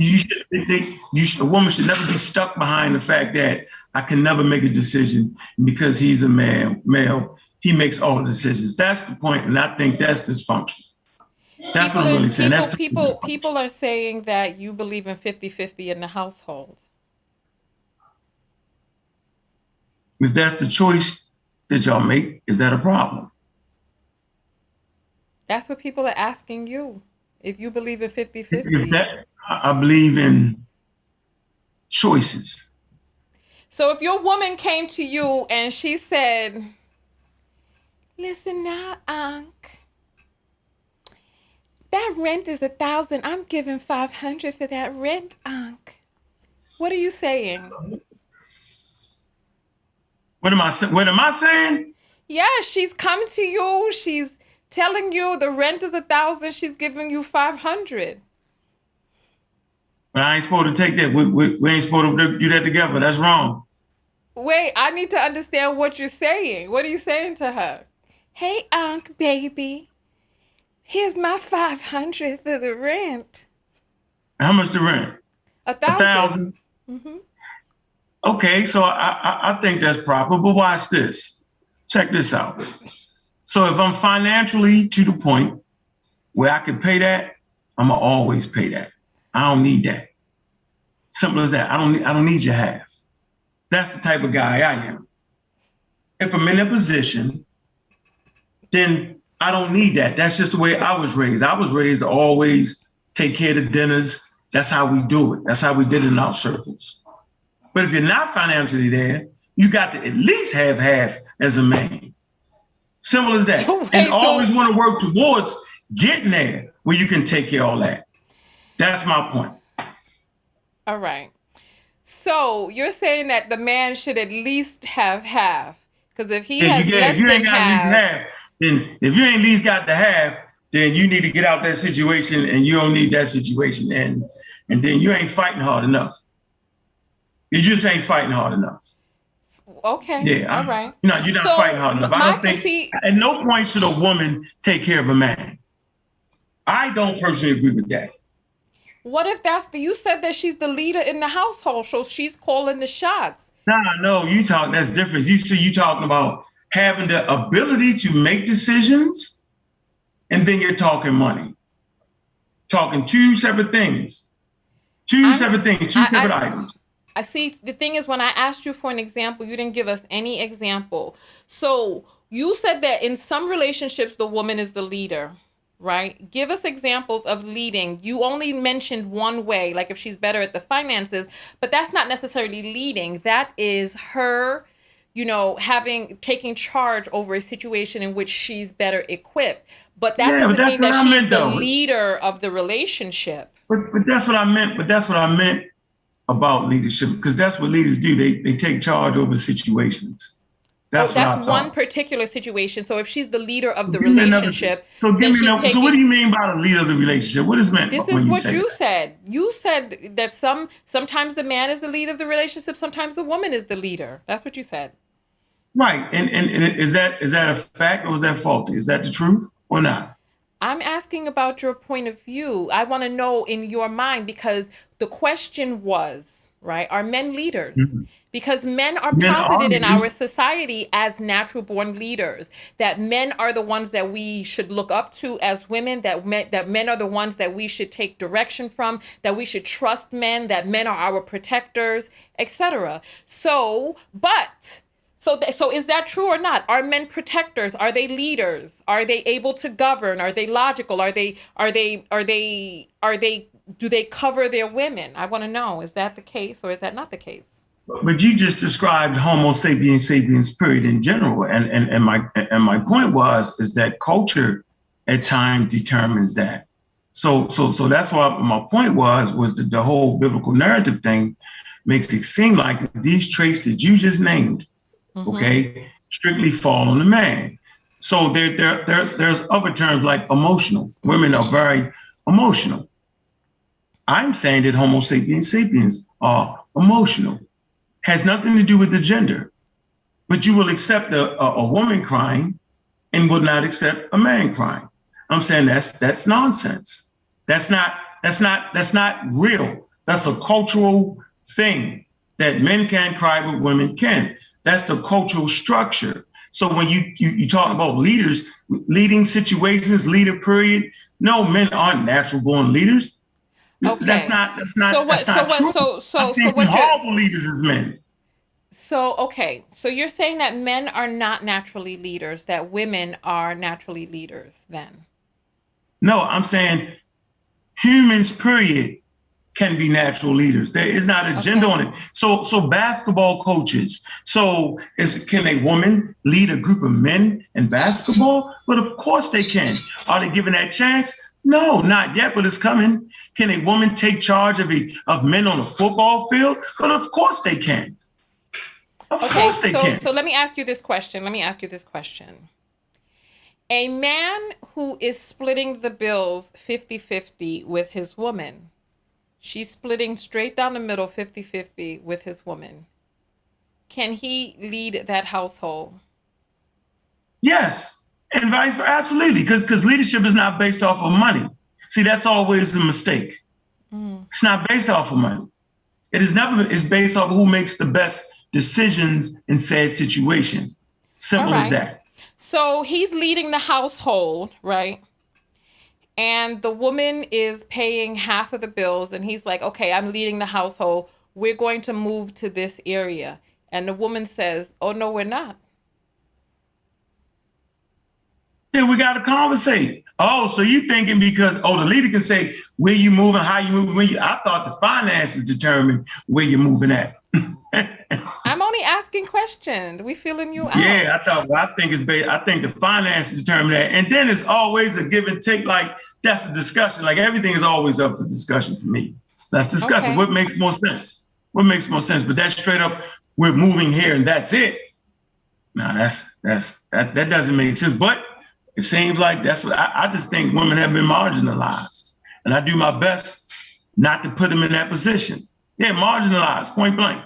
Okay. All right. Voices not heard. Because my question stemmed from the conversation that we were having as it relates to intercourse, where men are posited in society as these leaders, but when it comes to making sexual decisions, they cannot be trusted. They cannot be put in the leadership role to guide the couple or the relationship, because I say 8 times out of 10, they're going to lead the relationship towards a place that they don't need to be in. Interesting. Why is that interesting? You say the men do that? I thought that happened in both parties. You think, really? Man, that's a tough one right there, man. Who do you think is more sexually responsible, men or women? I thought the couple was. I didn't know. I thought both was that. I thought both was that. And we're talking about, we're talking about adults now, correct? Yes, we're talking about adults, of I don't course. want you to slide. I'm saying men and women. Don't come in with your comic relief when you don't hear me saying boys and girls. I said men and women.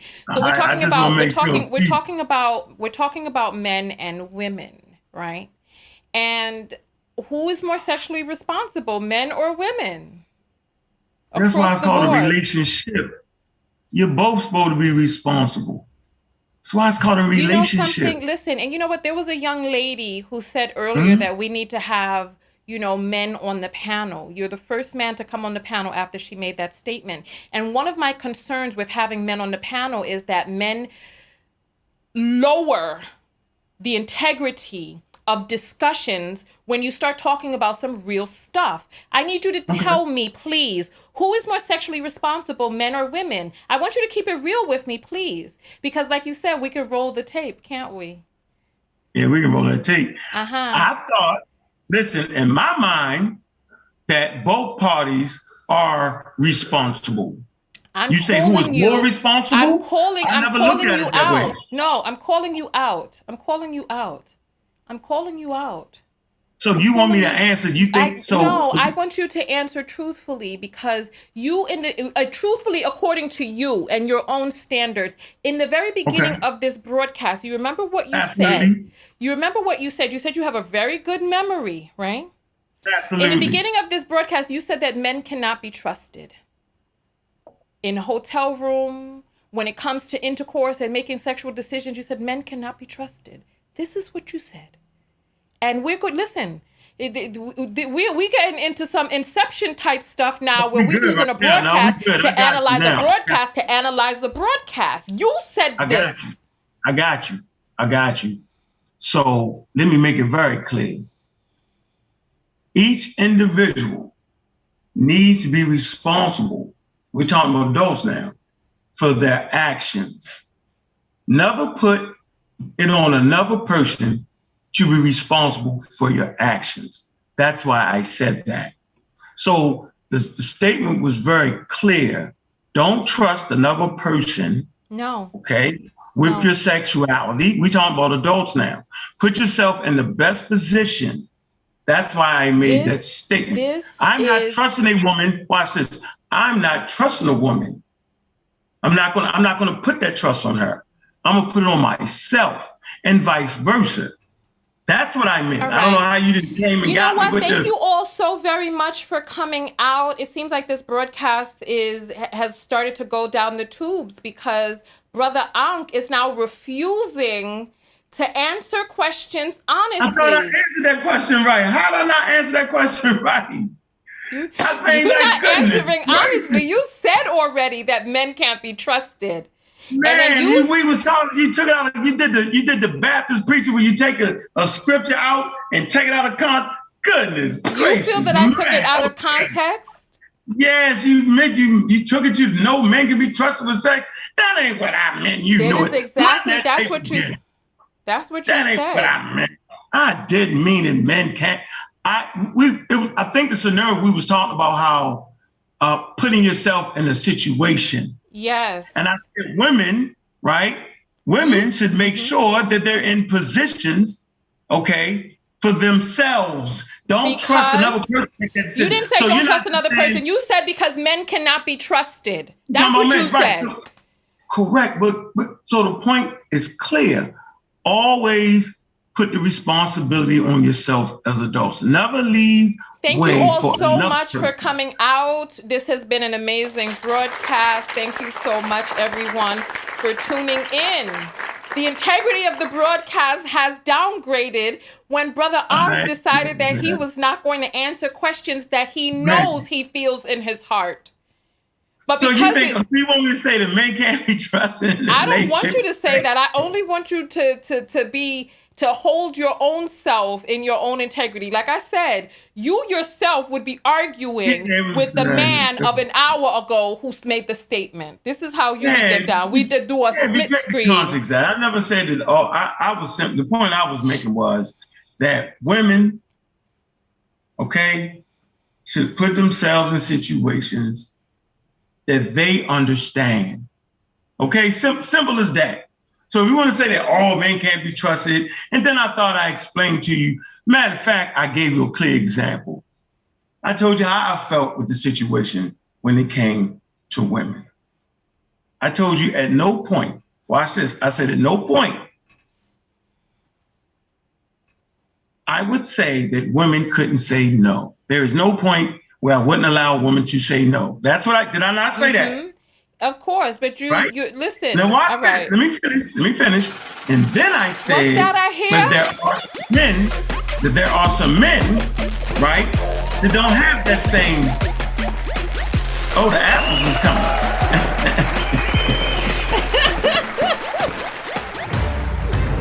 The apples is coming.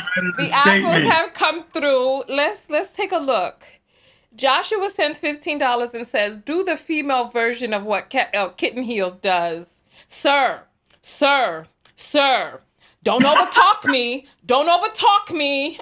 Okay, thank you.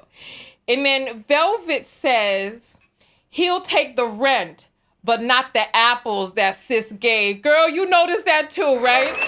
This is what I'm saying. They have a different story for a different scenario. It depends it just depends. They got a different story depending on how the situation moves them. So yeah, we all heard it, especially the people. Can I finish that last part though? Hold on, I got to get you back up on the screen. But my mouse. Where you calling from?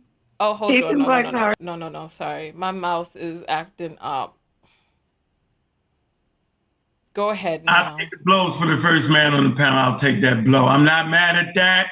What I said was there are men out here that don't feel the same way about at any moment it's okay for women to say no. And I thought I made that clear early in the game. She just talked about the apples. You said you were going to take 50% of the rent, but you wouldn't even take half of the apples that I was going to give you. What are the apples? What are the apples? Oh, you said when she gave me them, I said, I'm taking it.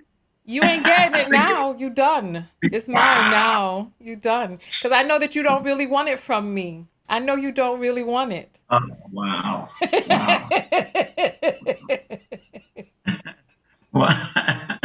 You said you're not going to take the $15 the young lady sent over to you. So sorry, Chiquita, he's not getting it today. Thank you for the $15, though, but thank you for the $15. Don't thank for what you ain't got yet.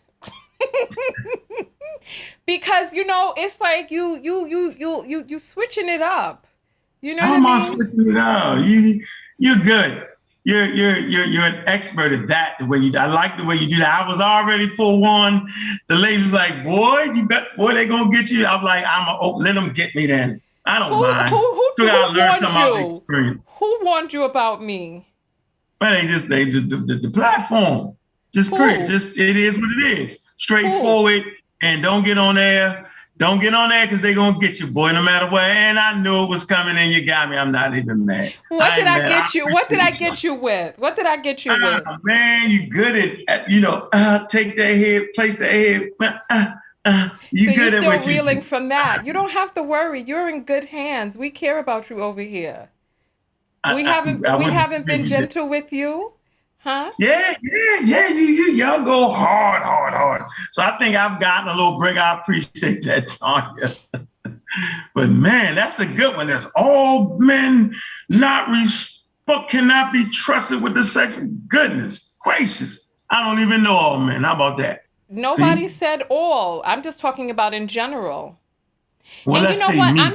I'm sorry, but you know what? Listen, I'm sorry. You're disingenuous if you're going to say that men are equally as sexually responsible as women are, when we know that the burden of sexual responsibility is placed on women, and that men are able to run roughshod out there without the responsibility being placed on them. This is part of the issue that we have in the community. And if you're not going to be forthright and honest with us here on this broadcast, then what's the point?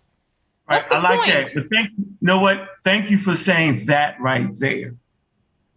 Now that changed the whole complexion of the conversation. It changed the complexion of the conversation. Yes, it did. I'll tell you why. Right. Repeat that again, what you just said. Watch this. Say that again. I don't have the instant replay. What did you hear me say? I do. What you said was that based off of the society we live in, that men are given the supreme rulership over the sexual things with a woman. That's basically what you said. Am I correct?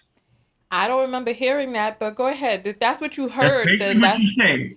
I said that the responsibility of sex, the burden of it, is placed on women, and that men just are able to just behave harry-carily, run roughshod out there sexually without having to have the responsibility placed on them by society.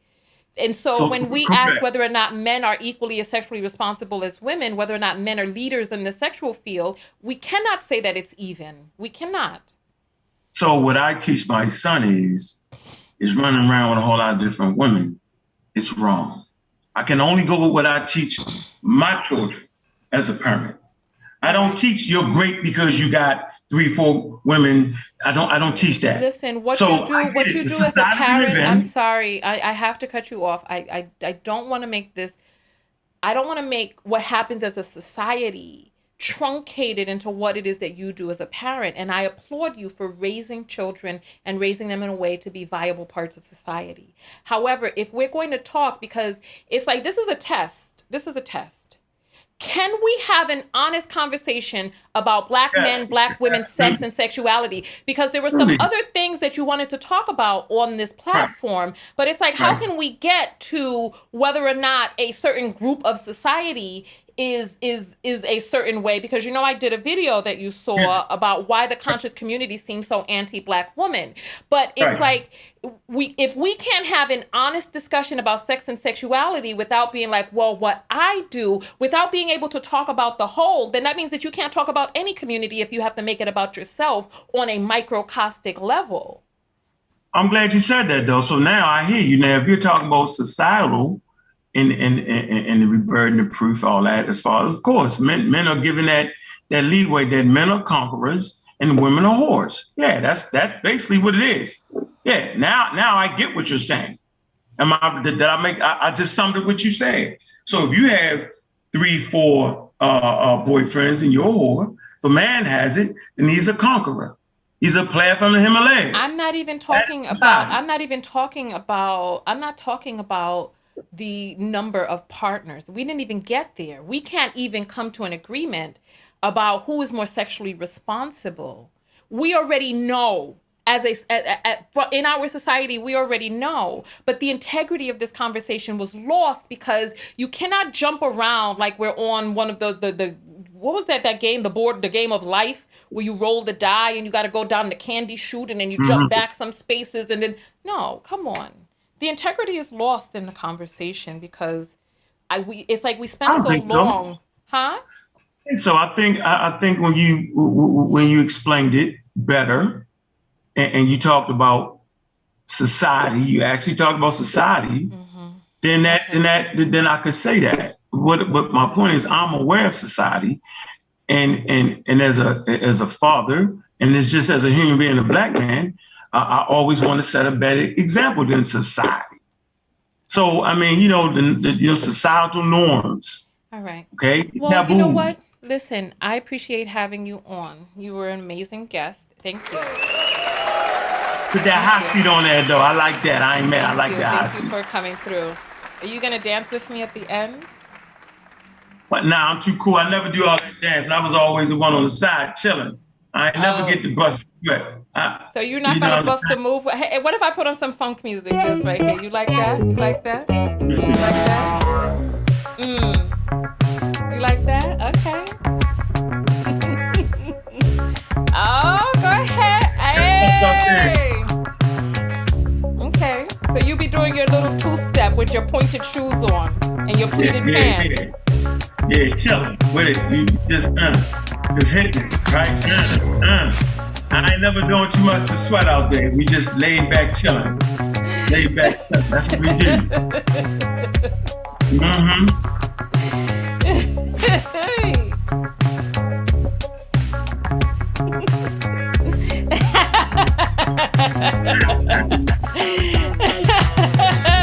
You're funny.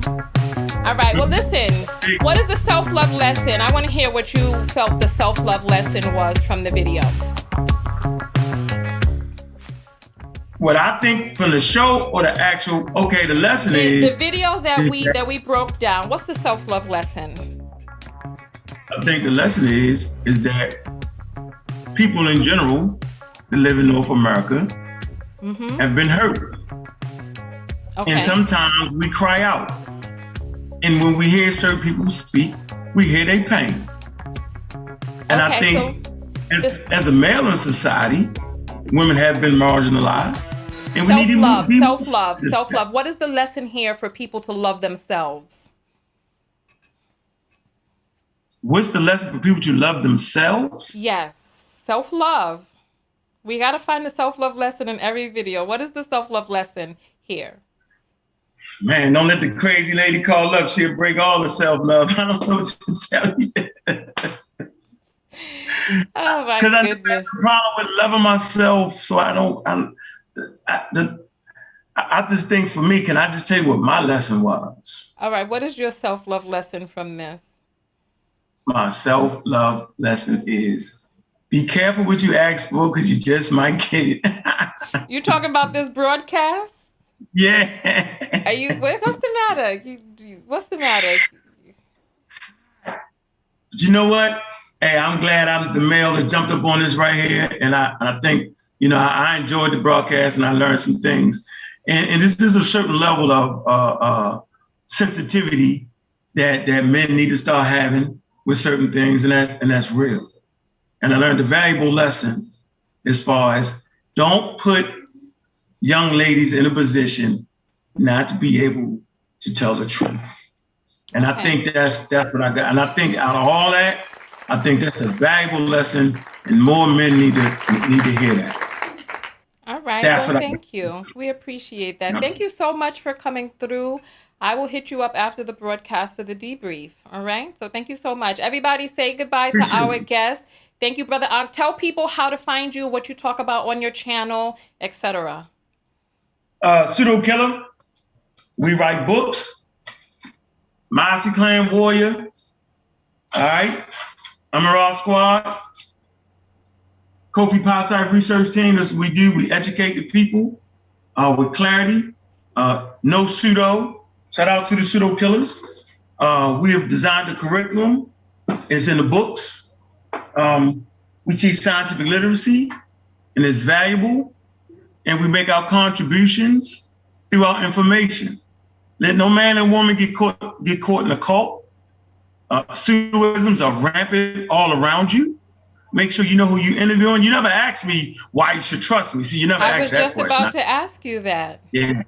I was just, as soon as you pulled out those books and stuff and started talking about this other stuff, I was just about to ask you. Yeah, what's the difference? Why should you trust me? Well, let me ask. I can ask the question. Answer that question. Brother Ankh, why should we trust you? Of all people that are out there doing all these teachings, why should we trust you of all people? One, I never claimed to be an expert. I always send the people to the experts. I never claimed to be the one charismatic leader because I made sure that there was leadership around me. We sit at the round table with leadership. There is no one person greater than the whole. In Africa, they had councils. Simple as that. And so you will never find me being the one guy. That's when it gets a little sticky. And that's the situations we in. When you hear a person say, I, me. That's the problem.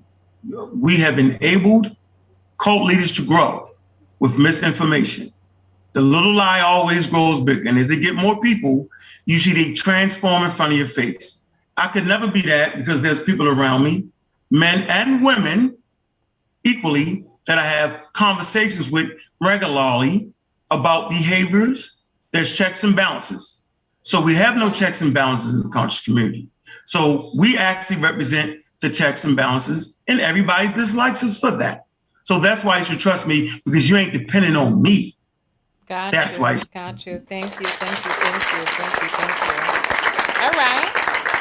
Well, we appreciate you coming through. I'll say go out there and love one another, but most importantly, love yourself. And part of loving yourself, one of the self-love lessons that I gained from this video in particular is not being afraid to call a person out when you know that they not. Okay. All right. Okay. Let me rewind it. Okay. One of the self-love lessons that I gained from this video is that when you are on a broadcast, when BS is being spoken, and if it's somebody else's broadcast and you are there, that you are still going to be held to account for what is happening in your realm if you don't call it out.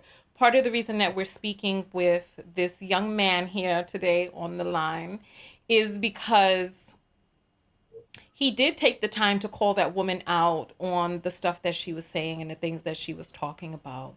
And so, one of the self-love lessons that I can is know that your brand is following you.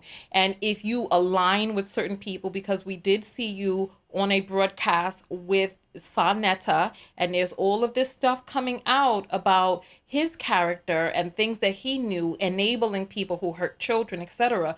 But you're associated with him. You want me to speak to that? I mean, you got to go ahead, a sentence or two. Last time I checked, NBC and ABC didn't pay me to speak about scientific literacy, didn't put me in the front of a platform against disrespectful Black people to the Black community and tell them do not get a vaccine. So he paid for that. He allowed me to express scientific literacy in the situation in the middle of a pandemic. So it is what it is. I'm not supporting misinformation. I'm not supporting deviant behavior, and no one should. Just like NBC and ABC, they pay people. They should not be responsible for the people they pay to go home and do something deviant. So the truth of the matter is, we need to watch who we fuck with. Excuse my language. So I totally agree with you. But my platform has always been dedicated to those who misinform. We call it the online cult leaders, all of them.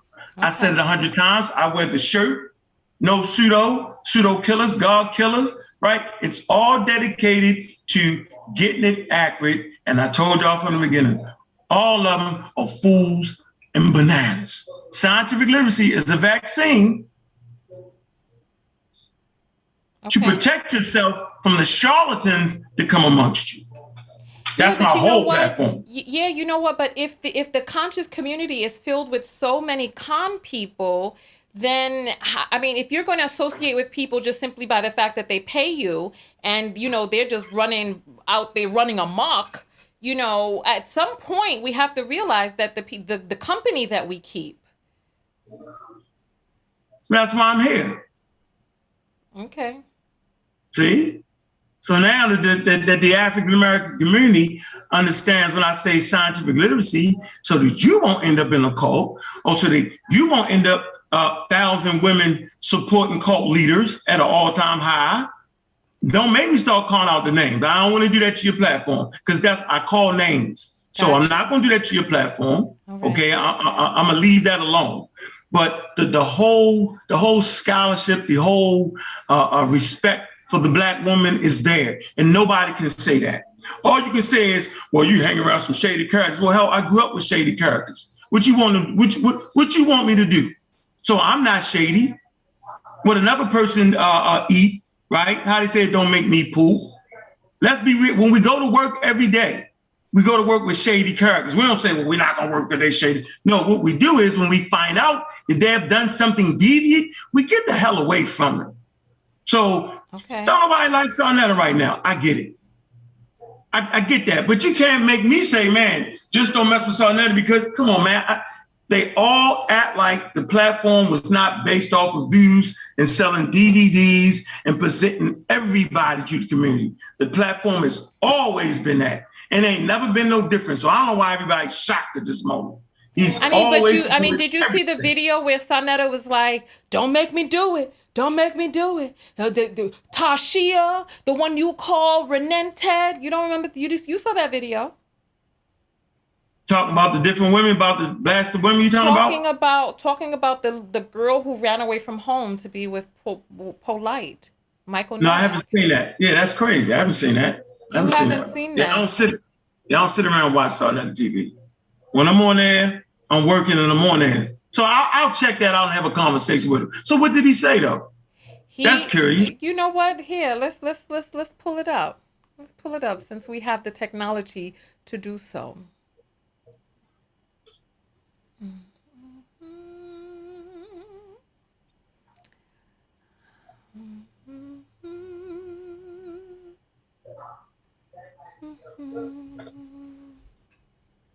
Well, y'all killing him. Good mother, boy. Wow. This is a shortened video. Don't make me talk about why them police pulled your bitch ass over on the side of the road that night, nigga.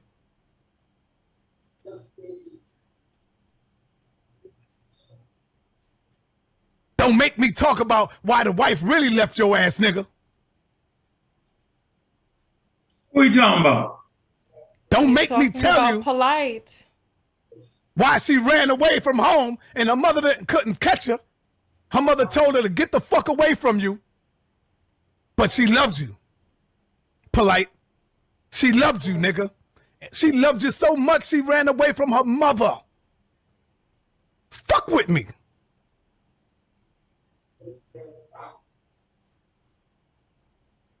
Dr. York. Fuck out of here. Baby York. Fuck you think you talking to, nigga? Trying to get at me. Ago, right? Trying to get at me. Oh, I know. I told you I'm the wrong one to fuck with, nigga. I'm the wrong nigga to fuck with. Right? Am I correct in that? I got video. You don't believe me? I got video. Yeah, I do. What if I was to tell you that she wanted me to interview her, Polight? Huh? Are you not looking, brother? What if I told you she wanted me to interview her? I'm listening to it. That's that old video, correct? Nah, I can't. I'm not going to do it. I got the answer to that. How you know? Leave me alone. Go about your scamming ass fucking life, nigga. That's the old joint, am I correct? Yeah. Yeah, Sarnetta told you he was lying. He said it. Said he lied. He said he lied? He said he lied. He was mad at him. They was having a beef over some money, and he lied. He lied. And since it's just TV, y'all just believe anything on TV. I get it. I mean, what you want me to say? The man said that he had receipts. He said that the girl was his wife's cousin. And the mother doesn't know where the girl is. She was 16 and ran away to be with Noak.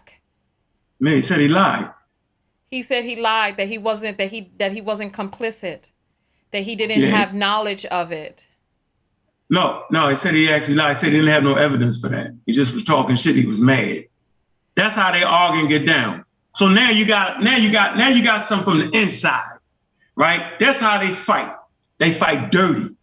That's what they do. Now, as for me, right, I'm not a dirty fighter. I'm the good guy. But he said it. He said it himself. Where did he say? Where did he say 2 days that? ago. Actually, 2 days ago. After people started asking whether or not he was complicit. So 3 years ago, when people asked him to come forward with the receipts, right? So never had no receipts. Oh, okay. All right. For that. You say, now watch this. This is the funny part about it, right? I'm sitting here telling y'all right? That they was mad over some money, straight beef and talking shit about each other. Crazy bananas, right? I say something to man, why would you say that, dog?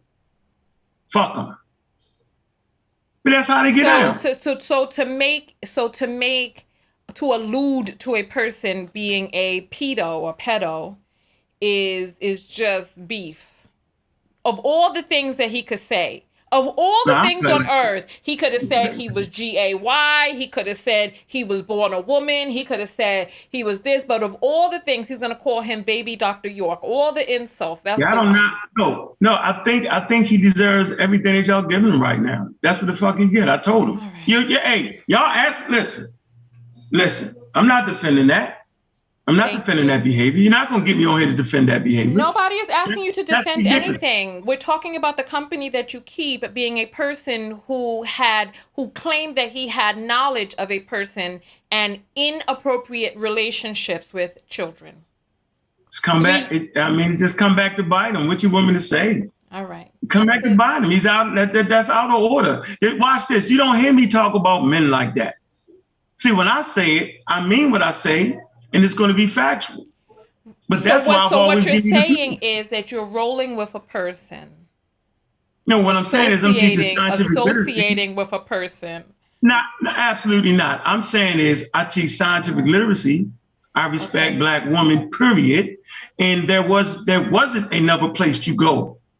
The message was clear. You forgot I spent 5 years in a damn cult. So I got to go where the people need the help the most. Just so happens that's what it is. So I can't knock him. So if you want me to say, well, yo, fight dirty, what you doing? Then I just told you he was fighting dirty. He was wrong and out of order for that. So if y'all want to put that on me, then I can take that. I'm not mad at that. But we all watch this. I've already opened up my closet. That's why I can stand on here and sit back and say, fire off. Matter of fact, look up my name. All right. I'm good with that. I'm comfortable. Everybody that really follows me know my whole story, from the drugs, right? From the being locked up, from the being shot, from the whole 9 yards, from being in a cult. They all know my story because I said, you know what? I want to give back to the damn community. Right. I don't want people to go through what I went through. We appreciate you. So we'll do this. We'll do this, though. This is what we'll do. We'll do this. Make sure these other platforms that are way bigger than what we got, make sure they support Dr. Oyamaya's channel. Make sure they support the pseudo killers, right? Make sure they support the Master Clan Warriors and the Kofi Plaza research team. That way we ain't got to do it. So we got to get 250, we get 200 people on there, and then crazy culted out people get 1,500, 5,000 people watching. You tell me that Black people ain't sick. You tell me. So you're saying that you hop from any platform to platform just to get views? I'm saying I hop from platform to platform to give my community scientific literacy, specifically in the middle of a damn pandemic where we all act like herbs and chicken soup is going to stop coronavirus. I'm saying I'm everywhere. So you're using me right now. You're using me for the numbers. That's what you're doing. But numbers. No, I want your audience to hear that there's something called scientific literacy that will protect the Black women from the charlatans, okay, that get them. Y'all think y'all talked about it on the last broadcast. Y'all kind of talked about how women support these men. Well, the same charlatans that you roll with, those charlatans, you coming on my platform to tell women that they can be protected from the same charlatans you roll with. No, Shawnetta is not a charlatan. He's a charlatan promoter. And everybody know I've told him that to his face. I'm sorry. Right now, as we speak, there is a big blog open right now. Right now, as we speak, that is broadcasting live and showing receipts of this man, the same person that you call Shawnetta, as a con man. She's on air right now. Oh, it's not true. That's not true. Right. Yeah, no. Shawnetta sells DVDs. Shawnetta sells views. He has allowed the community to speak. And that is there's no vetting. Hold on. There's no vetting process. That's out of control, but that's what he does. And for that, I'm not going to call him a con man. I ain't never known him to steal nothing from nobody. I don't know. Just saying. I don't know. All I know is that there's a blog that said that she was going live and releasing receipts of illicit behavior. And you were also rolling with Michael Noak too, weren't you? What you mean rolling with Michael Noak? I'm not rolling with anybody at all. What I say I do, I teach scientifically. I'm not rolling with anybody. This is funny. They act like it's a rock band. Like we all go out together. That's crazy. So the link might So y'all don't be on 125th Street. Y'all right? wasn't on 125th Street. Hold that. on. So you, Sonetta, Polight, was not all on 125th Street, you know, giving... Don't forget the red pill. Yeah, don't forget red pill, blue pill. I got a list for you because I don't want you to leave them out. Don't leave nobody out. Hold on. Let's make sure we get this straight since this is where we at. Don't leave out red pill, blue pill, stinky inky, feel good Valentine, Delbert Blair, the young pseudo, aka young Pharaoh. Don't leave out none of them. Make sure they there. And understand when you say all them names, always put me on this side.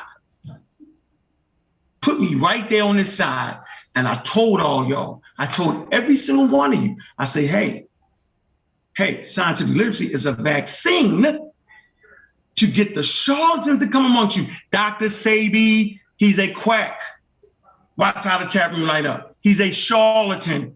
All of them. I've been saying this from day one. So when you see me on 125th, I'm there, right? I'm there to be that guy on this side.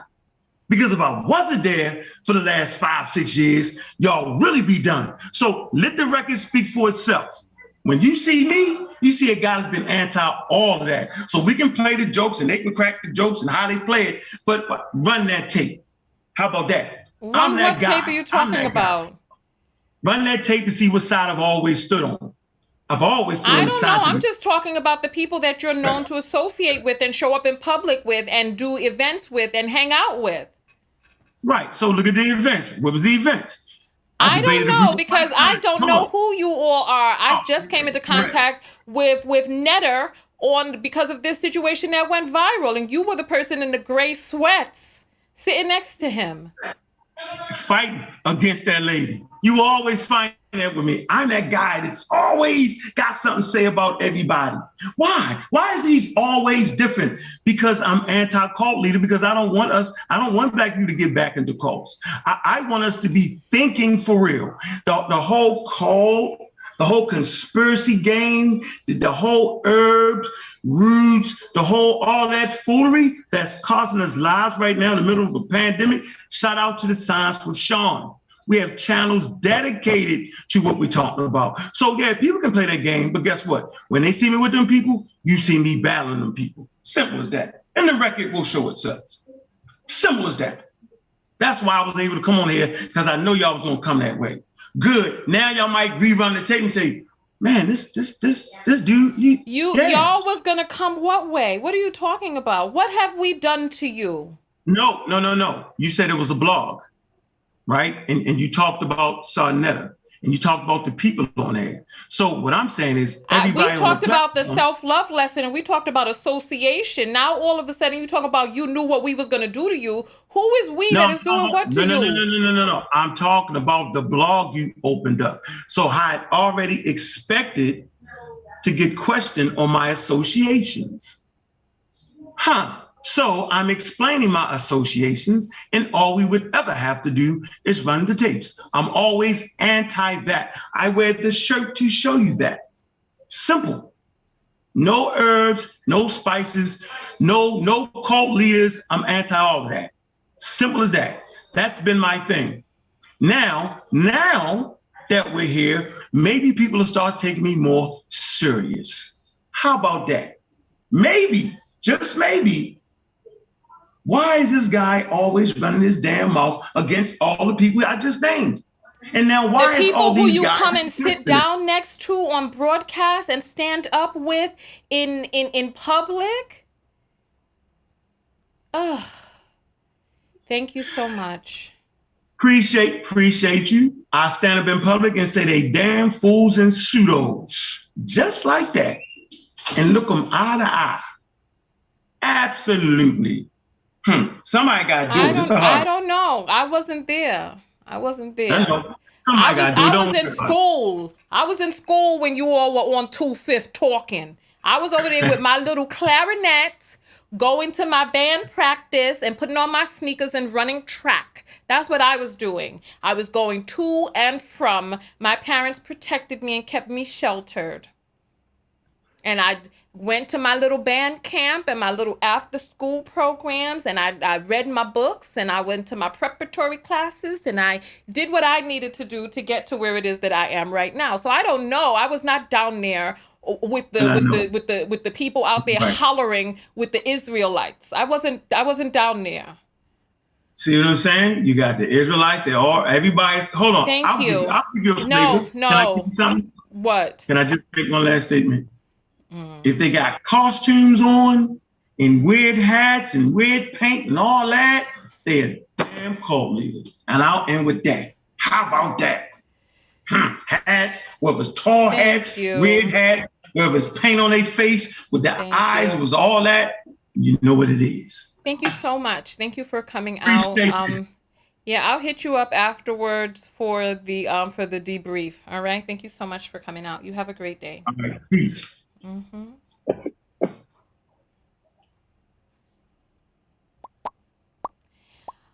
Oh my. All right. So listen, go out there and love one another. Most importantly, what? Love yourself. And part of loving yourself is what? What is the self-love lesson for you all in all of this? Listen, I need you all to tell me, what is the self-love lesson that you have learned from the stuff that we discussed in this video? Someone is crying. I need to see the lessons. We got some apples that have come in, so let's read the apples before we jump out of here. So we have Shadon that says, "Don't y'all see young Pharaoh going nuts?" I don't know. I haven't seen him. I don't know what's going on, but thank you. Angela sends $5 and says, "You showed out tonight." Child, listen, let me give you some. Child, I don't know what is going on. The self-love lessons, y'all. The self-love lessons.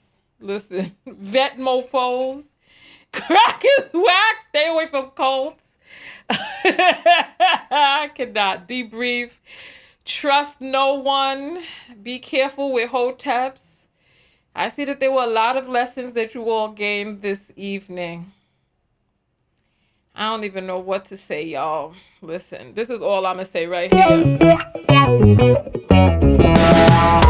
Oh, hey, listen. If you sitting down at home, get up. Hey.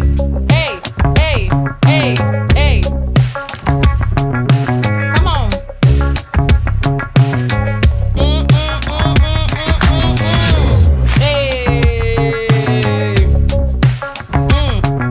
Come on.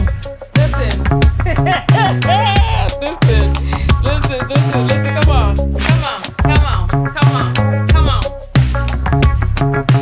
Hey.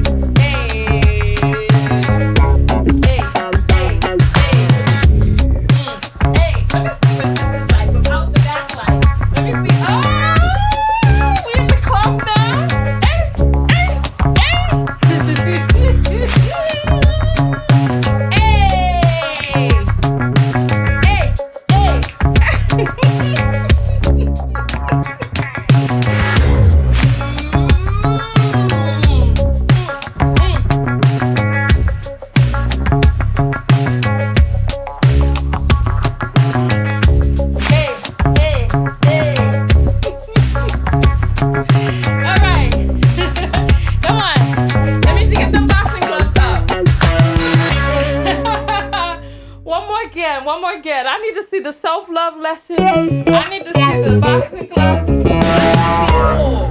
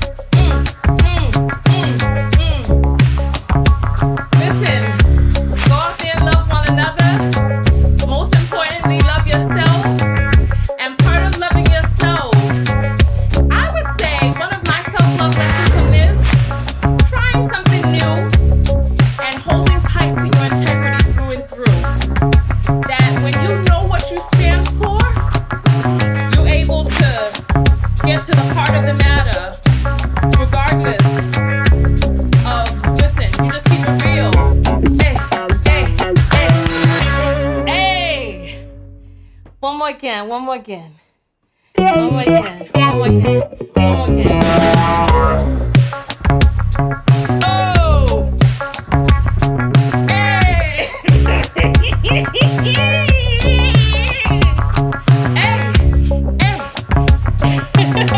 Thank you all for coming out. I appreciate each and every one.